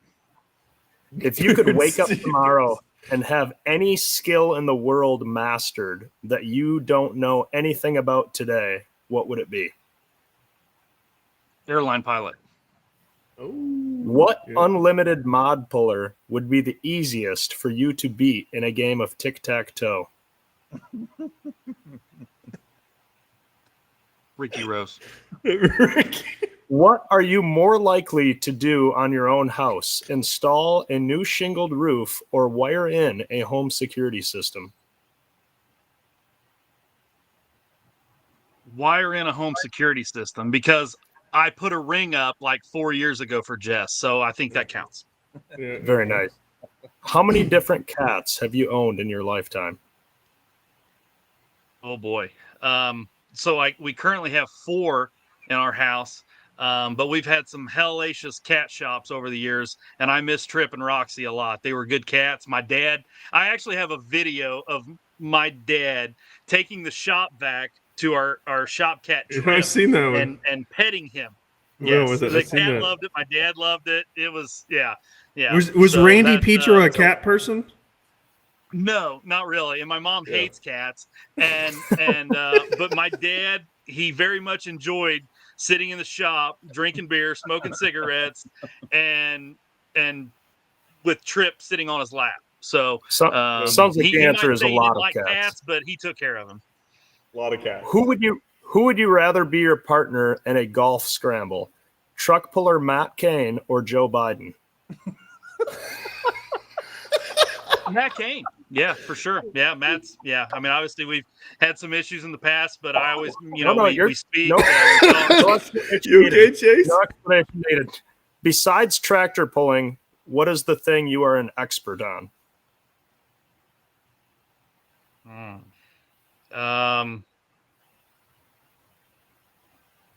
Overthinking. Who is the most famous person you have ever met or had an interaction with?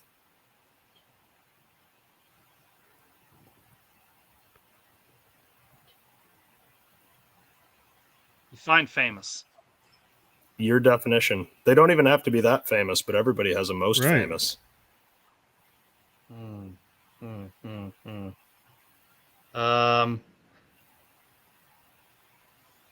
We won't correct you. I like it. What's the most adventurous day you've ever had in your life? Adventurous what? The most adventurous day you've ever had in your entire life. Oh, man. Las Vegas. You are in a pull-off, and you have to change the motor out of your truck as quickly as possible, and you get to pick one person to help you that hasn't ever helped you on your truck before in the pulling world. Who are you picking?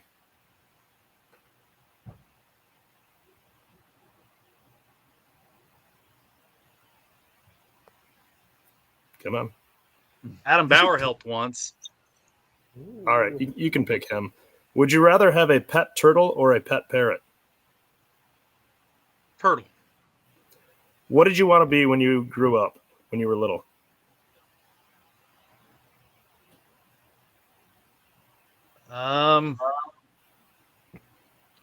Drag racer, honestly. I mean, I wanted to work on a fuel car. That's fair. If you could leave tomorrow and go anywhere in the world for a week, bringing whoever you wanted with you, all expenses paid, where would you go? Bye. Last weekend was the famous 4th of July hot dog eating contest. What puller do you think would do the best in that contest, and how many hot dogs do you think they're putting down in 10 minutes?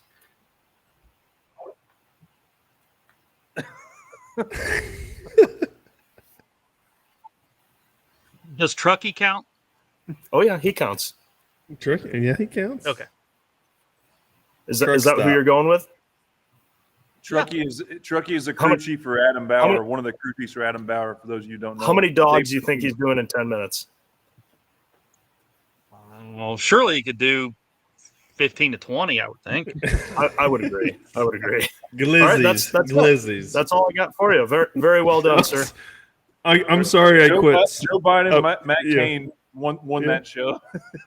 I've been snickering ever since. You just keep coming back to that. Tyler, shout out to you. We never thank you enough for what the madness you come up with in that brain of yours. We don't even ask him. It's just like a given. So thank you for coming up with another. Oh, certainly. It's my favorite part for sure. The questions, Jesse. Two-wheel drive tire game has been a big conversations within the circle of the two-wheel drive the last, I guess, 2 to 3 years. What is your take on, like, I've said on this show, basically there's existing two-wheel drive tire out there, and people fall within the rules. Nobody broke a rule, but essentially someone just made a tire that was wider. It costs everyone's gonna have to pay and buy for, and then therefore everyone in the class has to change the whole dynamic. And nobody did anything wrong. They followed the rules, but it has totally changed the two-wheel drive class. What's your honest commentary on that? Because it has been a big deal. And from my standpoint, I don't call myself a two-wheel drive puller. I like pulling it. You guys are way better than me than I ever be. But, like, people tear a lot more shit up now in that class too, just sitting outside looking in. So what's your commentary on the tire deal and where it is and, like, where it's going, so to speak? Obviously, Chad and I have been longtime friends and partners so to speak, as far as, running, pulling operations for 10 years now. So, when it happened, sometimes when you're the bar, you don't know where to go because you want to try new things, but yet you don't know if it'll work or not. So you don't try. Anytime that you're the front runner in something, you don't know how hard to push. So when something new comes along, it makes you kind of reconfigure things. And that's what Chad did. And produced a tire that obviously is good. It can produce results day in and day out. And at the end of the day, that's what it's about in the pulling world. There's a lot of very committed people, and then there's people that are willing to move back and forth to do whatever they have to do to try to better themselves. And there's nothing wrong with that, right? That's life. That's cool. So, I feel like Chad did a very good job of building a tire that is more than competitive with the Nichols tire. There's certain scenarios where, one might be a little bit better than the other. But again, it's just a piece of the puzzle, right? It's something that has to function, but the end user has to know how to deal with it and how to do something with it to make it fit in their vehicle and in the combination. So, there's guys that have had both. There's some that haven't had one or the other. And the results from night to night, it just, it's about the complete vehicle, not one tire or the other. Both tires are more than capable. Both people can cut tires. It's, sometimes people like drama, right? It gives people something to talk about on social media, and that's cool and fine and dandy. But at the end of the day, you got to pick what is going to work for you that you can do your best with. Plain and simple. Right. Combinations win, not tires, right? Probably the best way to say it. Yeah, right. Yeah, and it ain't no different than the supercharger or the engine. Don't matter. That was very well said, Jesse, and you were very professional how you said it. I'm saying it from my standpoint. Basically, people had to spend more money to get wider tires that's going to tear their shit up more. That's just my honest opinion watching it from the last 2 years. Well, we can throw Russ and Bob under the bus. That's fine, but then we also have to throw Pro Polar under the bus. We got to throw Mitas under the bus because they did the same thing in the other classes too. Right. So, yeah, we can pick on them guys, but they didn't do anything wrong per se. It cost a lot of people a lot of money. They did absolutely but so did wrong. Mitas. Yeah, they did. So did Mitas. So did Pro Polar. It's right? just the American just a shame. Way. So does Weimer. Weimer does it every week. Hartz does it every week. Right. In the turbocharger wars. Yeah, so you see it in you work for Gene's Machine Shop. You see it in every competitive market. Whether it's turbos, cylinder heads, pistons, whatever it is, it's variation and what drives competition, really. So based on that's just how the country is, how and that's just part of it. It's America. America. Right. This sport is a business to a lot of people, right? And it puts food on the table for a lot of people, and so that everybody's got to do what they have to do in order to function in society. Plain and simple. So based on how that unfolded in the two-wheel drive class, do you think it's a good call, like an NTPA in the mini rod class? They said, no, that's not allowed. You can't run like a Nichols tire in the mini rod class. Do you think that's a good call? They didn't. No, they never said you couldn't not run a brand tire. It has to be approved in that class. Well, correct. Yeah, okay. Yeah. So, but it's not approved. Correct. It's not approved. I think like it has to follow a spec. All right. Well, right. I'm just saying. And from my understanding, that if they build a tire and it's within the window of the time frame in which they can submit it, that it could be deemed legal, at some point in the future. So that's the way I understand it. From a competitor standpoint, it's probably better. It's going to save you guys money in the long run, but that doesn't necessarily mean that it's right or wrong. That's just my personal take on it. It's no different than, they have a lug count in the light pro class on the NTPA, and that's to keep mini rods. Mini rods now have a tread width and lug count on the tire. If you do lug count. Right. Yeah. 17 inch. And that's 17. Whatever it is. Go ahead.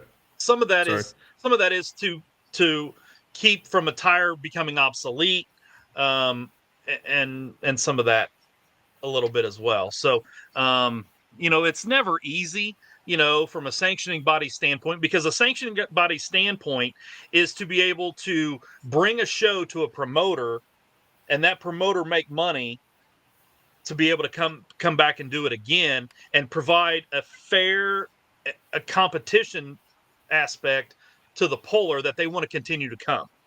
So, that's where it gets tricky, because there's always background noise from every angle, to make things happen. So, it makes it tough on a sanctioning body to be able to do that, and keep people showing up and keeping the promoters happy with enough vehicles there. Yeah, I wouldn't want to be the one answering that question, because you're for sure screwed no matter what decision you make. There's no question about that. Right. Oh yeah, I mean any person in that position, has to have thick skin, and has to be, in the best interest of the sanctioning body. Just we can talk for hours about certain things, and not even about rules that the sanctioning bodies have to deal with, or to try to better the sport, and you guys have hit on them. And I'll be honest, there's shit that you guys have said that I'm like, it's dumb, but everybody's not got on their this opinion. podcast. and so it's what makes the world go round. It makes people think about stuff, and just because somebody don't like what somebody has to say doesn't mean it's not right or wrong. So yeah, well, as you navigate through all these questions very, very well, give you kudos for that. For anybody who doesn't know, Jesse, you're still on the board of NTPA, correct? Yeah, that's correct. So he really gets to see it from every spectrum. He sees it from both sides. But that being said, one of our more famous questions on this podcast is, if you were in charge of pulling, what is the first thing that you do to improve the sport? Don't let the inmates run the asylum. Right. And that's hard, right? I mean, it is hard because, right. There's You're a both. lot of smart people that are pullers that need to be listened to. From that standpoint, whether it be rules or procedures. I mean, like I got pissed off at Rockwell because they had the staging area closed an hour and a half before the pull started. And I went and had a conversation with Greg about it and with the promoter. It's like I've done this a long time, and there's stuff that aggravates me when we get to an event, and it's always the procedural stuff. It's the staging or the scaling and this and that, and I understand that it's my fault that I have multiple vehicles. I get all that, but I have to be very efficient. And so does almost everybody in the sport, because probably 70% are multiple vehicle teams. And those people know what they're doing for the most part. There's very few that lollygag around and do shit they shouldn't do, right? So everybody's got a pretty good idea in the middle of August what to do and when to do it, right? So sometimes at events, people, they think that they're in charge and this is their event and they know the grounds and this and that. Well, sometimes it don't always work out real well. Right. And it's even to follow up on your point, just my 2 cents. You are the guest, but we're allowed to talk and comment on your comments too, Jesse. But sure, 100%. The prisoners, not you call it inmates, I call it prisoners from the asylum, is something I would agree with. But there has to be, right now, this is a hobby for 99% of people that are in it. So when you're dealing with hobbies and not professions and real money coming in, like we all would like to have, it's kind of a balancing act. I think balancing act for those making decisions, because these people are doing this or travel across the United States because they love this, not because there's money. And you tell a guy who's dropping. There is money, Chase, because my business does revolve around tractor pulling. Yeah. You tell a guy who's dropping X amount of dollars to travel 12 hours his semi, he's going to do something this way for what he's doing. He's probably not going to listen. So I agree. Well, go ahead. Part of that is look at the clientele, right? They're 90% of the people are self-made millionaires, own their own business. They've done it their own way for 20, 30, 40, 50 years. They're stubborn, they're arrogant, and that's how they got what they got, right? And that's okay. I mean, there's nothing wrong with that. But the sanctioning body's job then has to figure out how to deal with those characters. It's no different than a head coach on a basketball team or a football team, that you got all these millionaires athletes. and all these egotistical people. The head coach, the better the head coach, the more they function together as a group, that puts on a better show and has better results, whether it be winning, losing, or a successful 4-hour event. Right. Guys, I think it's appropriate to put up the Jesse Petro for President shirts on the Full Pull No Practice podcast. Yeah. We've got the Don't F with Billy Beers. We got free Josh Blackburn's on there. I think Jesse Petro for President may be on the horizon. So he looks at it the right way. He's been doing literally, like, I would like to think of myself as somebody who's been around the sport my entire life, and Jesse's got me paced by a lot. This guy's seen more tractor pulls than maybe anybody on the circuit, minus a few maybe. But, I mean, you really have seen everything, and that's why it's important that I ask, like, what do you think we need to do? Because we're all striving to make this better. Whether any direction that we have to go in, what is it? And honestly, I'm very optimistic. With Ned Walliser coming on board, Ned's a great guy. He's a smart, savvy guy, right? I mean, he ran a multi-million-dollar business for a long time. He knows the promotion side of it and the competition side of it through NHRA. So, I mean, I think he has a ton of things to offer. So, however that went down with Vaughn and Ned, I'm very glad that happened.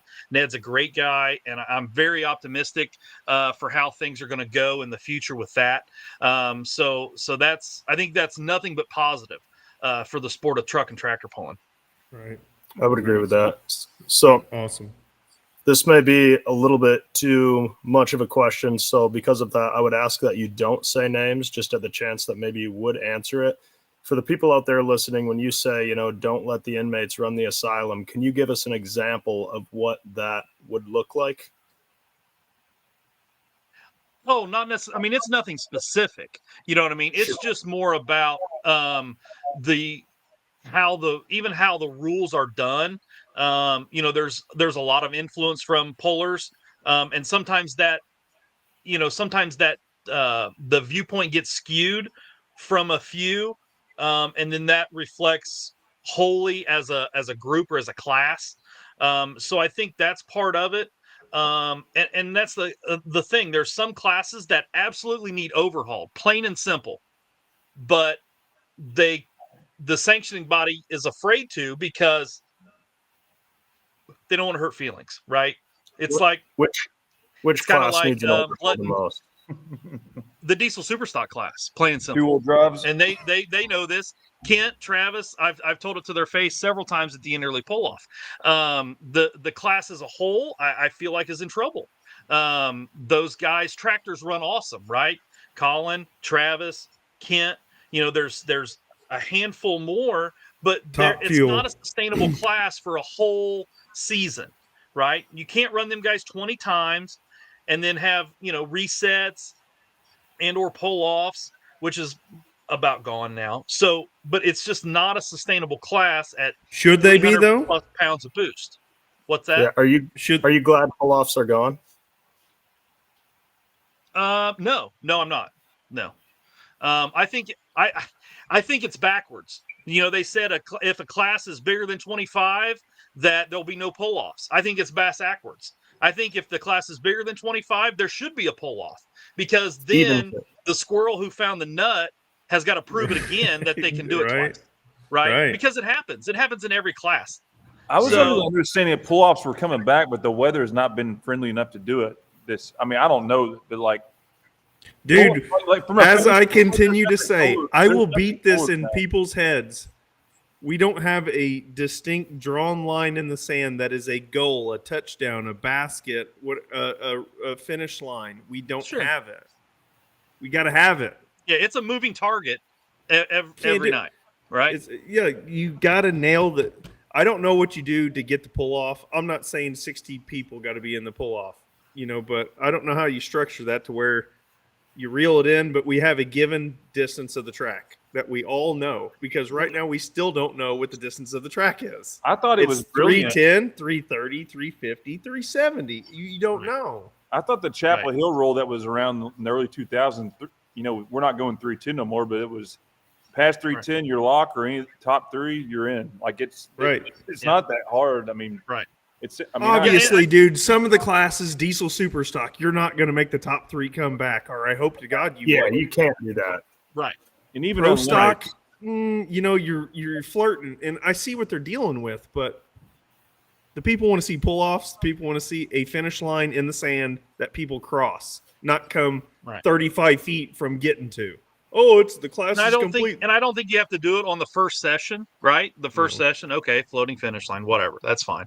But Saturday night Chapel Hill, Saturday night Bowling Green, there probably should be in the pro stock class, unlimited, whatever. Assess Toma unlimited class. You take Joe Etter, lays down a monster run, amazing. It was the pass, right? Right. We got to reset. Not going to get touched. We got to reset. Then you take David Richardson comes up, was the winner of the pull the week before, and goes 308 feet. It killed it. How does we knew it killed it? You know what I mean? I'm not going to try to. I'm not throwing Vaughn or Donnie or Big or anybody under the bus. But how do you take 80 feet out of the sled? I personally think as the distances get further, it's harder to reel in the envelope. Your envelope is closing, right? At 240 feet in Louisville, you know what you got. But if a guy puts together a perfect run on a 350-foot track, it may go 380. If a guy doesn't, and obviously you're seeing it in the two-wheel drive class, even at 330 feet as your winner, there's guys that are going 269 feet that make a good pass but don't go anywhere. It's that close.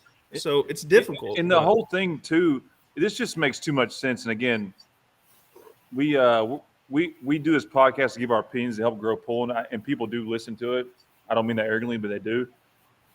It's not rocket science. You have a pull off, you bring the top three back, you put it at the end of the show, okay? Because everyone wants to keep the fans in the stands, right? You want to keep people tuned in. They want to keep selling beer. Put them at the end of the classes, and then after the fifth class at night, we start pull-offs, and it gives time for the competitors to go check your shit, to make sure there's something wrong. Yeah. And if there is something wrong, you qualify for the pull-off. Hey, we're just out for this pull. We're not. And then after that, what you do is you drive across the scale, and you wait after the pull's over, and there's a red light and a green light. If you're too heavy, the red light goes off. You're disqualified. And if you pull in there, you're underweight. It's green. You win. Exactly. If you want to gamble, the light don't come on. Right. Yeah. I've seen that guy, dude. He's pulled up on the scale before, and the red light's on, and they're like, "Oh, he's cheating." He pulls forward an inch, the light turns green, he gives him the finger, and he drives off. Right. It's all easy to talk about on a podcast, but I think there's a lot of green ground out there that we could the sport can capitalize on, and everyone wins. Sure. But I think we're all agreed on and that. it's hard because there's a lot of good ideas on paper, right? But when you go out there and do it in real time in real life, it doesn't work. It just doesn't work. So it is a hard spot. It's a hard spot to be a sled operator. It's a hard job to be the track guy that's making the decision on whether to reset the sled or not, right? And we've all bitched at him, and we've all cussed at him and complained about it. And it's hard. It's not a job that's easy to do, because there are so many people involved in it, and it affects a lot of different people. Right. Yeah. And we're getting some comments on the pull-off thing here from I didn't watch it, but I was notified this what they did at a regional event, Door, Michigan, last weekend with the mini rod class. They did what we talked about, and I believe he added an extra $1,000. And from what I hear, it was awesome. That's the other side of it. The money has to be there too, for the second pass. And that has to come from somewhere, though. Where does that money come from? Does the promoter have to pay for it? Yeah. Do you get a sponsor that is the to me, you get a sponsor that is the exclusive pull-off sponsor. So, when the pull's over and it's nothing but the pull-off, the backup sled is already set for the first class of the pull-off. So there's no downtime. You don't have to reweight the sled, none of that. That's already done. The sled pulls up on the hill. I'm using Toman as an example. The backup sled's ready, and you go right into a pull-off. And then the other track changes the sled, and it goes right back to it. I mean, it's a feasible thing to do, right? But you can't have the weather involved. It can't be 2 a.m. doing this crap. You know what I mean? There's a lot of things that have to go absolutely correctly because people want to be home by 11 or 12 o'clock, right? The attention span of the whole world because of this thing. They want instant results and instant gratification, and they don't have time for anything else. And I'm just as guilty to blame as anybody. I mean, I bitch when I can't find live results, So, it's just part of life. And there's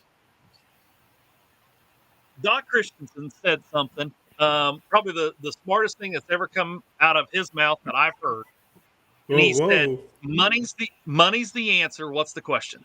And I've always remembered that, honestly, because he said that a long time ago in an NTPA board meeting, and that's very true in a lot of parts of life, right? So unfortunately, from a sanctioning body standpoint, it has to come from somewhere, and if it's not the promoter, then it has to be through the sanctioning body's support somehow, through sponsorship or whatever. Yeah. Well, that was a great 20-minute Jesse Petro for President segment by Adam asking him, what would you do to change polling? So we might make that a separate window. But I had it's the most important question. Yeah, it is. And it was very great content. And I'm glad this is what this podcast is doing, is putting stuff out there that is worth thinking about. Jesse, one question I have to ask you. I know we're getting on 2 hours. Thanks for tuning in. Summertime show, Jesse. You've been an awesome guest.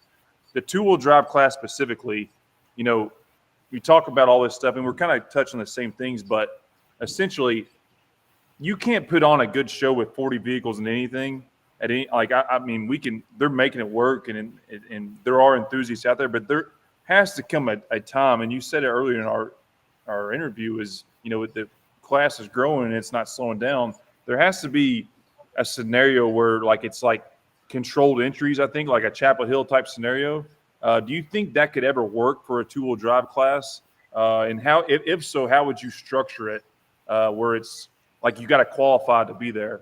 Because, it's all about putting on a show. At some point, you can't put on a great show with 40-plus vehicles, as bad as I hate to say it.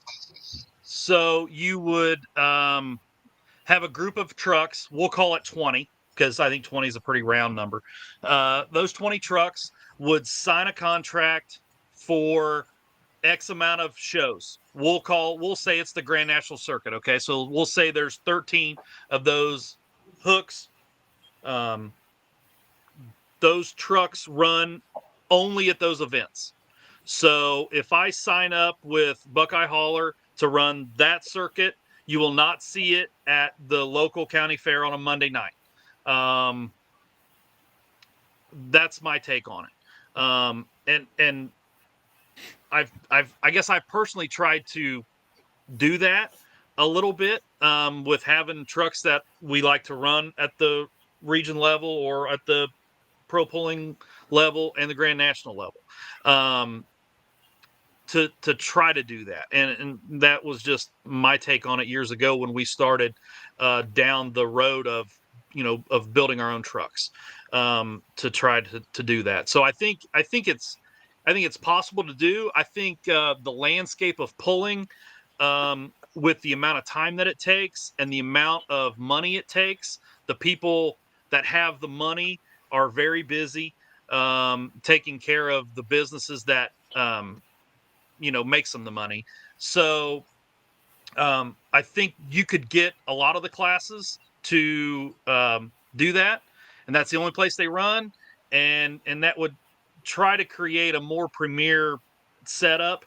I know that's not what everybody wants to hear, and I'm not saying that's the correct and right thing to do from a competitor standpoint, but I think it's possible to do from a sanctioning body standpoint to some extent. So basically, make it exclusive to that circuit where that vehicle's like during these dates, it can only run this one place. In a nutshell, right? Is that what you're saying? Yeah, I've never thought of that. That's actually interesting. So you're not only limiting the trucks that can come to an event, you're limiting also the events that those trucks can go to, if I understand you correctly. Is that right? Correct. Huh. So so that's kind of happening, and my mom's way more into it than I am, but she watches a lot of dirt racing with World Outlaws, like both the sprint cars and the late models. So when Casey Kane and Kyle Larson formed High Limit Racing, they World of Outlaws said, well, you kind of got to pick and choose, and you can only run a certain amount of races without us, or not within our group. So I think that it's possible to do that. Again, I don't know if that's the best case scenario, but I think it's plausible to do. Interesting as well. That's it ain't like they're going to run out of two-wheel drives at least. I don't mean that in a bad way. I'm sure people will be lined up to do it.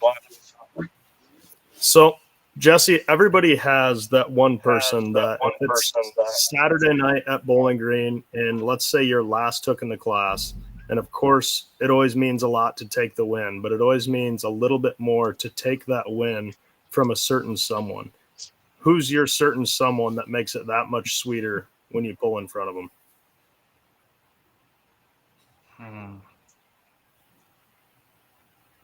Adam Button. No, I'll answer it. I'm just thinking. I'm just trying to think of the best. Like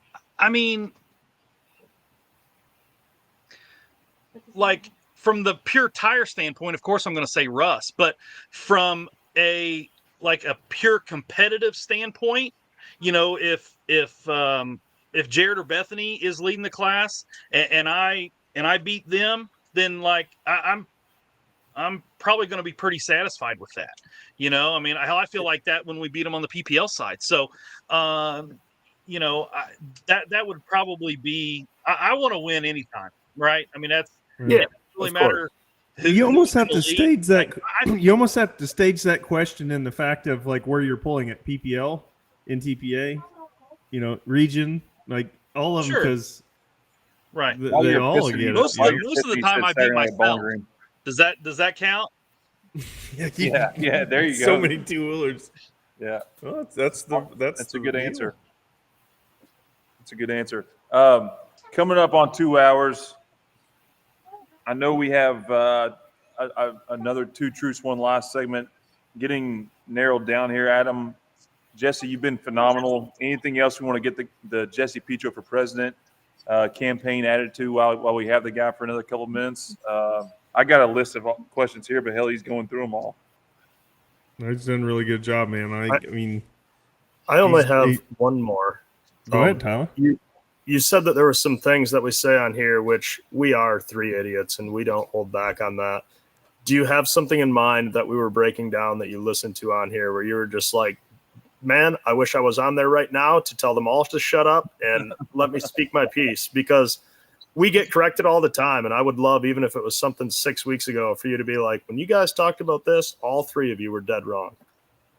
I know. And I did, because I was going to Chuck's one day and I listened to like 4 shows all right in a row. Right. And I'm just like, but I can't tell you what it was now. Your dumbass it's like I don't have a good enough memory for stuff like that. But yeah, your dumbass radar was like going off the wall that day. You listened to that shit for 4 hours. I just plugged my phone into the car and just trucked, and I listened to 4. I think it was some of the first episodes. I think it was some of the Shelton ones, and I think RJ and Brandon, so some of them first ones. But right. But no, I don't like anything. Everybody always has difference in opinions on certain things. That doesn't make them right or wrong. It's just a difference of opinion. That's okay. Love that attitude. Jesse, this is a real simple question to ask. You've been ultra successful in your career. This is probably a good one to round out our segment with you. The most memorable win or moment in your career where you won something, I'm assuming it's around a win, and probably the worst moment of your career, like the one like this is the worst pull of my life. If you answer both of those, then we can probably get you wrapped up here.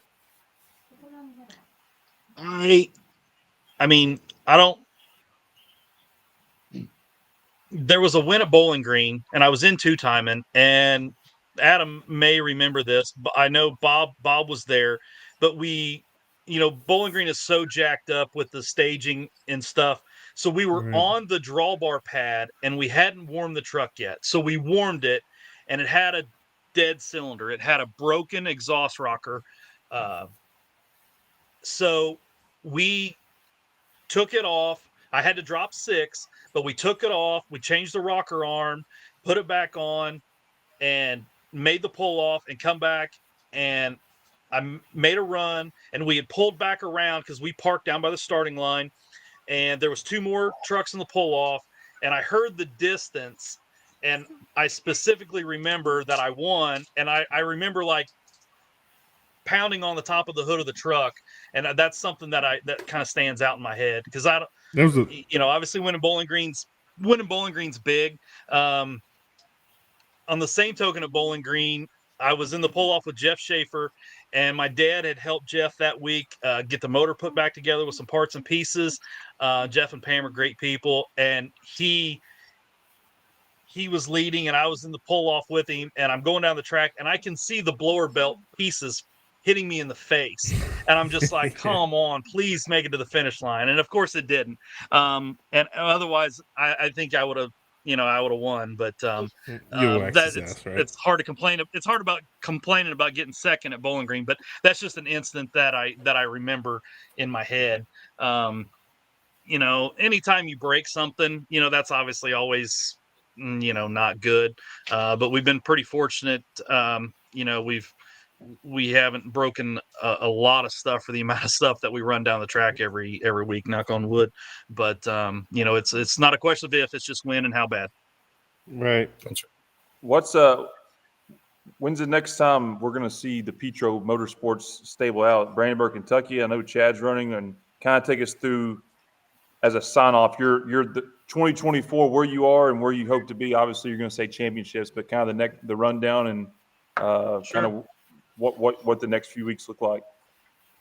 Yeah, so busy, obviously, like you guys, it's pretty well on from now. So this weekend, Chad will be in Charlotte, Michigan on Thursday night, Region 2 pulling. So he'll run P5 in Old Blue there. He'll truck to Jerseyville, Illinois on Friday with 2-timing and P5. I'll meet him out there to help crew. He'll drive them both. And then we'll bust out of Jerseyville and come back to Camden. We'll reload the trailer, change some trucks around, and go to Wilmington, Ohio, Region 2 pulling, which is pretty close to home here, just on the east side of Cincinnati, northeast side of Cincinnati. And then a couple more region hooks the following week. And then Brandenburg, obviously towards the end of the month, Grand National pulling. Okay, in second place, right? I have to ask this, Jesse. I'm sorry, but what is the most amount of hooks you guys made in a year? Because you're in the mecca of 2-wheel drive pulling. You can pull 60 times a year if you wanted to. Like I know Bob Back, Jostock, you used to get Hooker of the Year, right? Sure. Yeah. My dad and Joey both won that. There was a couple years back in probably like 16, 17, 18 when we were doing a lot of region pulling, a lot of Grand National, plus the PPL stuff. The trucks made over 200 runs combined. So, Wow. so That's we had amazing. there was 2 or 3 years that it was 180 plus, for runs per year. Crazy. So Wow. Props to How you. many total runs have you made in your career? I know somebody's keeping that. I couldn't. I honestly, I'm not a stat guy. That's total Joey. Joey's a all stat that. factory. I mean, is it Yeah, five? Yeah, Is like it I 10,000 couldn't tell you times? how many wins I got. Like I'm more of a how did we do the last time we pulled kind of guy, So that's probably Right. why I'm pissed off all the time. But that's it's good to reflect on. I've been very fortunate. Obviously, my dad was my dad, and everybody knows that. And it's beyond difficult to do it without him. But You do it. it's you just get up every day and do what you got to do, and and learn and just try to do your best. I've having 3 small children. I try to be more patient. I try to make better decisions to make sure that our equipment is ready and not not going to tear itself up, So like prime example, Friday night Van Wert, I'm in my dad's truck and it's on a good lap. We changed several things on it, and I was trucking down through there, and a fuel line, the hat distribution block number 8 line started spraying me in the face. And probably 10 or 15 years ago I wouldn't have stopped, but I stopped, and just to be safe, right? So that's right or wrong. I looked at the spark plugs, and it would have probably made it to the finish line just fine. But at the time, you got to make a decision what you think's best. So it's Jesse, easy to do that. I appreciate that because I really don't want to be welding up a head from a torch or right, like right, yeah.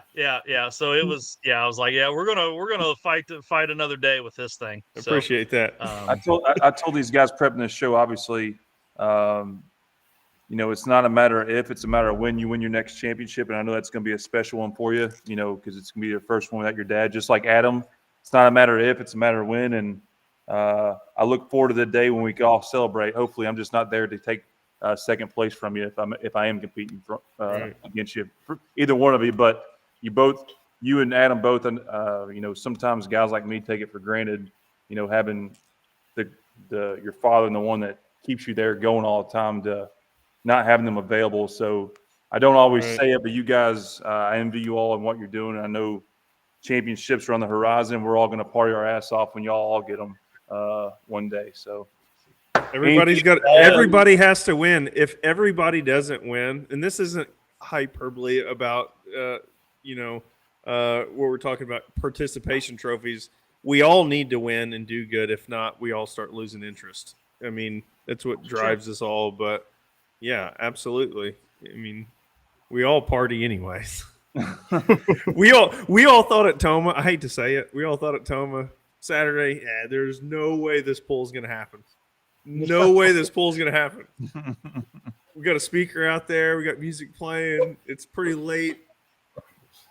Sure as shit, I woke up hungover at 10 o'clock. Oh, we're pulling in 2 hours. Let's go. This is the behind the scenes. Adam came out of the trailer we parked next to him. He looked like he got hit by a tornado. He said, "Are they really going to have this damn pull?" And it was a noon session. So yeah, it was bad. Here's the behind the scenes we all look for. But Jesse, good luck to you the rest of the year. Tell your family, tell your kids, tell everybody to make sure to stay off the boats and stay in the campgrounds this weekend. You've been an awesome guest. Thanks for your willingness to come on and answer every question. We ask you probably as tough questions we ask anybody, but good luck to you the rest of the season, man. And always a pleasure talking to you. Now I think Tyler can't wait to get to his beer drinking as he sees how many beers he can drink while he's backing up a 2-wheel drive to the sled. So any final words on your end, and thank you again for coming on. Well, thanks for having me. I appreciate it. It's been fun. I'm going to go outside. The kids got glow sticks going on, so we'll probably have to start a campfire and have some waffle bowls and waffle cone s'mores. So it's Ooh. way better than real s'mores. You take a waffle cone and you put marshmallows and chocolate chips and peanut butter chips and a little banana, and then you wrap it in aluminum foil and put it on your grate, and then let it heat up and melt, and you got basically it's all self-contained in a waffle cone, and you just mow down. That sounds amazing. It sounds like you need to be You almost got off here, Jesse. Backstage insulin. You need some backstage insulin. producers is Right? phoning Yeah, in. yeah. Oh, I'm sure that's coming. 2 truths, 1 lie. You can't leave. This is 2 truths, 1 lie. We're going to close it, and then we're going to cut you off there. Backstage, we forgot to ask you, what's your 2 truths and 1 lie? All right, are you ready? We're ready. I got them wrote down. I've never driven anything other than a two-wheel drive. I've been parasailing in Mexico with Mike Larrabee. And this one, if I would have retired from pulling in 2021, if I would have won the NTPA Grand National Points title, Sure. because it was the same year that Chad won the PPL title. I'm going to say the first one. You've only drove with 2-wheel drives a lot. I think I'm gonna four-wheel drive or something one time. I know this guy has driven a 4-wheel drive truck at some point in time. Oh, really? I was going to say the third one's a lie because I just can't see you ever retiring, so I'm sticking to my guns. No, I do believe that was going to happen. I really could possibly see that was going to happen. A lot going on in the life, and you put one of the perfect seasons together. I can see that being a truth. Well, it's easy to say true after it didn't happen, but we'll call it true. Which ones, Jesse? I have driven something other than a two-wheel drive. Oh, What was What it? was But it was not the modified or the mini rod. I never drove multi-chaos, and I never drove freak on a leash. It was a 4-wheel drive, wasn't it? Four-wheel drive, right? It was fantasy. It was fancy. Yep. There when How hard is it to back OSTP up one of those trucks? the PG version is real hard. Let me tell you. Yeah. Chinese I will wheelies. tell you one thing: if you can drive a blown 4-wheel drive, it will make you a better 2-wheel drive puller. I can assure you that. I can see that. Yeah, Absolutely. it's those things are a pain in the ass to back into the sled, and they're a pain in the ass to drive without getting them bouncing. Chase too. can't get So, one that's really slow backed up because I couldn't see him in a 4-wheel drive. Does Yeah, Craig make different ratio reverses? Do we know? Do we know this?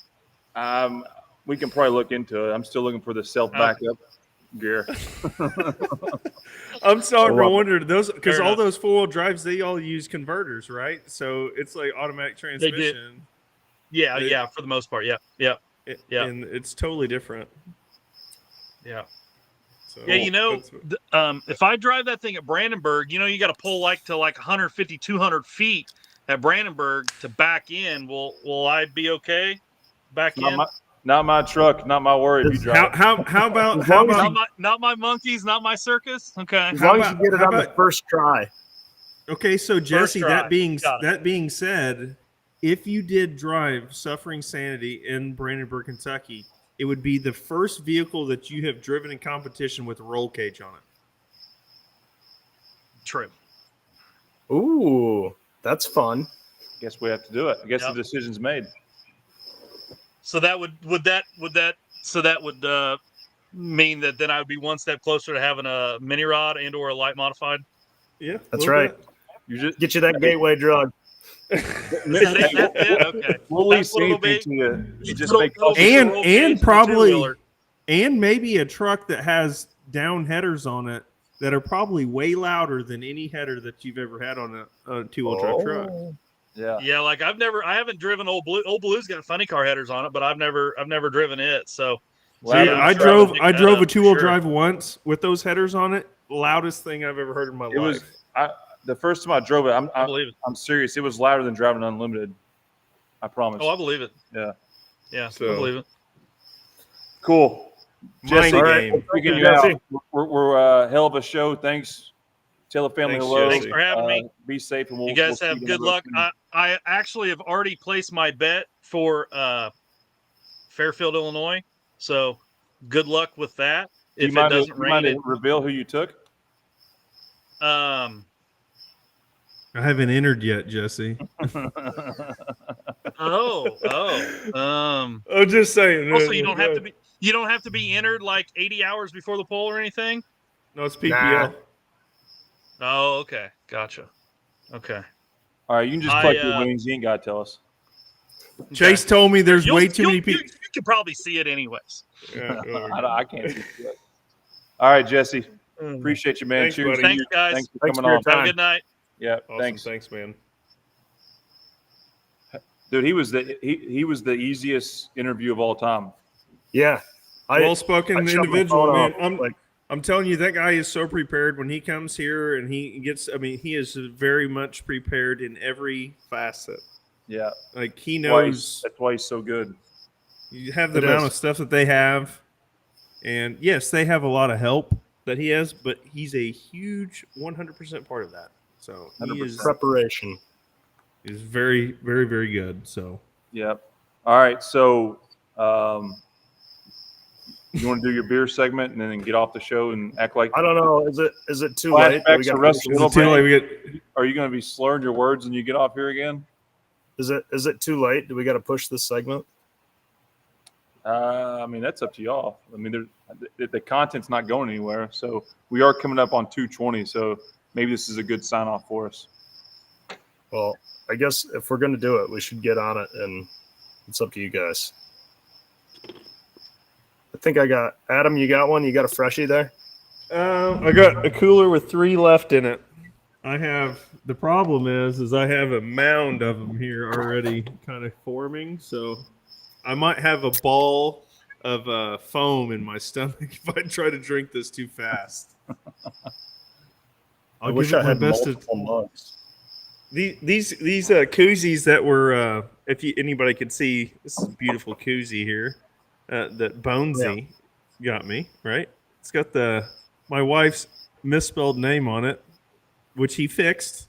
This is just the first one I grabbed. So these are awesome.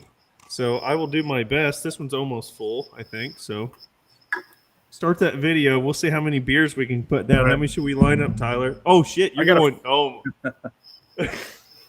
I can't do that, buddy.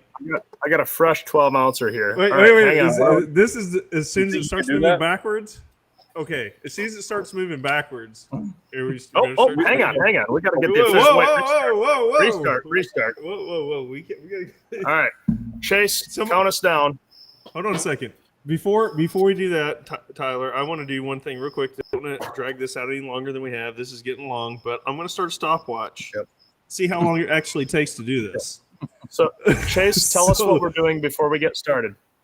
Yeah, so this is me making my debut in the Suffering Sanity truck. My friend Brian McDonald's. I literally never very comfortable in. I never sit in the truck and moved it until moments before the camera caught me right here. So this truck has a roll cage in it, which I didn't take in consideration. Whenever a two-wheel drive, you can typically back yourself up to the sled, but pulling on the track here, I realized I could not back myself up to the sled, and then a turn of events take place where you're about to see. So this is a point where I'm out on the track and thinking we're all good and things are going under control. And I can do the play-by-play as you all drink. So Adam and I's goal is to see how many beers we can drink while Mr. Richardson backs the two-wheel drive truck up to the slide. Count us down from 5, Chase. 5, 4, 3, 2, 1, go. So it's in reverse. Things are going pretty well right now. Your house. Oh, okay. So this is the full live version of the footage caught here live. So this is attempt number 1 here, right, Chase? Attempt 1. You see the sideline official, Mr. Del Kwame. He's giving me this sideways like I'm not. He knows good. you're tricking. Oh, yeah. I can do this. We've all done this in pulling. Pull back up second time. No big deal. Still trying to turn around. I cannot see shit. But what you can't see is a tech official out in front of me. And God bless this man because he was trying his best to help me. But at this point, Dale comes out. Let's give some help. To the right there, Chase. Yep. I'm back. Still don't know what's behind me. Can't turn around. But at this point, second time, everybody gets it the second time, right? Yeah. The quick wheel turn there at the end. How many beers are we on, by the way, guys? That was number 2. Number 2. Adam, I'm working on number 2. Excuse me. Yeah. So he's telling me ease up here. This is a great moment right here. Ease up. All right. Hooker Bob would have got you straight. Got you straight. Tighten the chain. We're good. Oh, no chain tight. Oh, I guess I got to try this again. Number 3. Here we go. At this point, I'm waving to RJ Simon. He's not looking over there at me. Trying to get somebody on the get this guy out of my. Here he is. Here comes RJ. All right. Mr. RJ making an appearance. He waves you forward. Come on back out here. They got you in a complete shit show. Pull back out here, Chase. So way out here. Way out here. Beer number 3. Is it 3 or 4? And my friend RJ Simon, who is the 3. You couldn't find a better guy to back you to the sled than RJ Simon. I mean, this guy is the epitome of who you want backing you up. So comfortable as a driver, especially after the tech officials were helping me. We get backed up there. At this point, I don't even know how big of a tank this truck has on it, and I'm just hoping to God that it don't blow up. As you all open beer number 4? Is it number 4? He's on 4. I'm on 3. We take this down. So Dale's telling me to go forward, but I have a trust factor with Dale. But RJ was giving me a thumbs up. I'm good. Like, ease up. You're good. We're going on. How many? What's the stopwatch on now? 4 minutes. You got the chain tight. It's 2 minutes and 13 seconds, dude. So boom, stop right now. 2 minutes, 13 seconds. It was actually 3 times, not 4, I think. The best moment from my perspective on that was whenever they told me ease forward the 3rd time to tighten the chain, and it didn't tighten. I just kept going forward. So shout out to my buddy RJ Simon for really saving that engine in Brian's truck. Otherwise, I'd still be backing up to the sled if you hadn't come on the track. So I'm about 2.5 is what I got. I'm sorry, Tyler. I did 3, but I'm not. Yeah, I'm kind of wishing. Yeah, but see, Tyler. Okay, so we got 2.5 here. We have this many that started the show out. So, so the next time you're at I've been exercising. See the suffering Sandy truck driving the track, and I'm driving it. Just go to the beer stand and see how many beers you can buy and drink it because it made right. Wow. The current record is 3. So okay, so real quick, I know we're dragging this out long. Do we have a drinking game associated with pulling? I always had my thing like at Louisville because I love Louisville because I'm just there to sport drink for the pull, right? Every time I hear an announcer say a common phrase, we got to take a drink. Well, we're here to promote pulling, not beer drinking, but I think I'm not getting on Miles Krieger, but every time he says the big end, we send one down. There you go. I was going to say, you're going to have to come up for Louisville next year. You're going to have your official No Practice Podcast drinking game word hit list, where every time those words get said, we take a drink. We have a new leader. Take a drink. Come on. That's something we can work on. Yep. Well, before we end it, I just want to say that, like, we're always asking people, trying to have like a heartfelt statement here after slamming 36 ounces of beer. You got a big old ball of foam in your stomach? Seriously. We always ask people, what would they improve about pulling, and we'll maybe talk about some things that are maybe seen more in a negative light. But, like, we don't think this system is broken. We're not picking on it. We're not trying to trash it in any way. So when we ask people what they would do to improve it, that's only because we want it to get better. I've heard from some people, that we need to be more positive on here, and, that maybe we'll take the bad things and we'll put them in a spotlight. But in all honesty, we're just trying to make this sandbox that we play in the best it can be. So just to kind of clarify on that, because I feel like we kind of hit on some things today that, maybe have been some drama in the past, but just know, like, we don't hate this or we wouldn't be here. We just want it to be better. So we don't want to hear from anybody, that don't be so negative. We're just, what are those, we're just trying to make things better. What have these non-alcoholic beers done to you? I don't know what to talk about. Yeah, well said. No, 100%. I've had too many people be like, the truth right there, buddy. I've had too many people say, you guys can't be so negative. And I feel like that interview with Jesse, we were kind of hitting him with some good questions, and, like, we're not trying to journalism, as Pat McAfee would say, journalism. Absolutely. Yeah, that's why I all I've say it too much on here, but our whole reason for doing this, obviously we like to have a good time and we're all good friends, but we're here to help spread the word and grow this sport. And I don't. Hey, we didn't bring it up earlier. I hope Rogo has it in the back. What about the live show, dude? They need to put that picture up of that group of people in that live show, and mostly Tyler Slaw for coming up with the games and stuff that we did. That was the next level of every show that we've ever done. That live show, we have to give all of the credit to those people like that were up there participating with us, making that show. Les and Corey were over there polka dancing while Doug and Renee were getting down with that basketball. I mean, everybody gave us an opportunity to have a good time there and just show off, how fun all these people are. That we it was awesome, dude. That was awesome. The Pysick Boyd slicing his hand open while he's doing the. Yeah. It was insane. What? I also forgot to shout out. First time I spotted a No Practice Podcast T-shirt, not at any sort of pulling related event. A delivery driver of all people delivered parts to my work. And I've never even met this guy, Joel. And he stopped by to drop stuff off that we had ordered.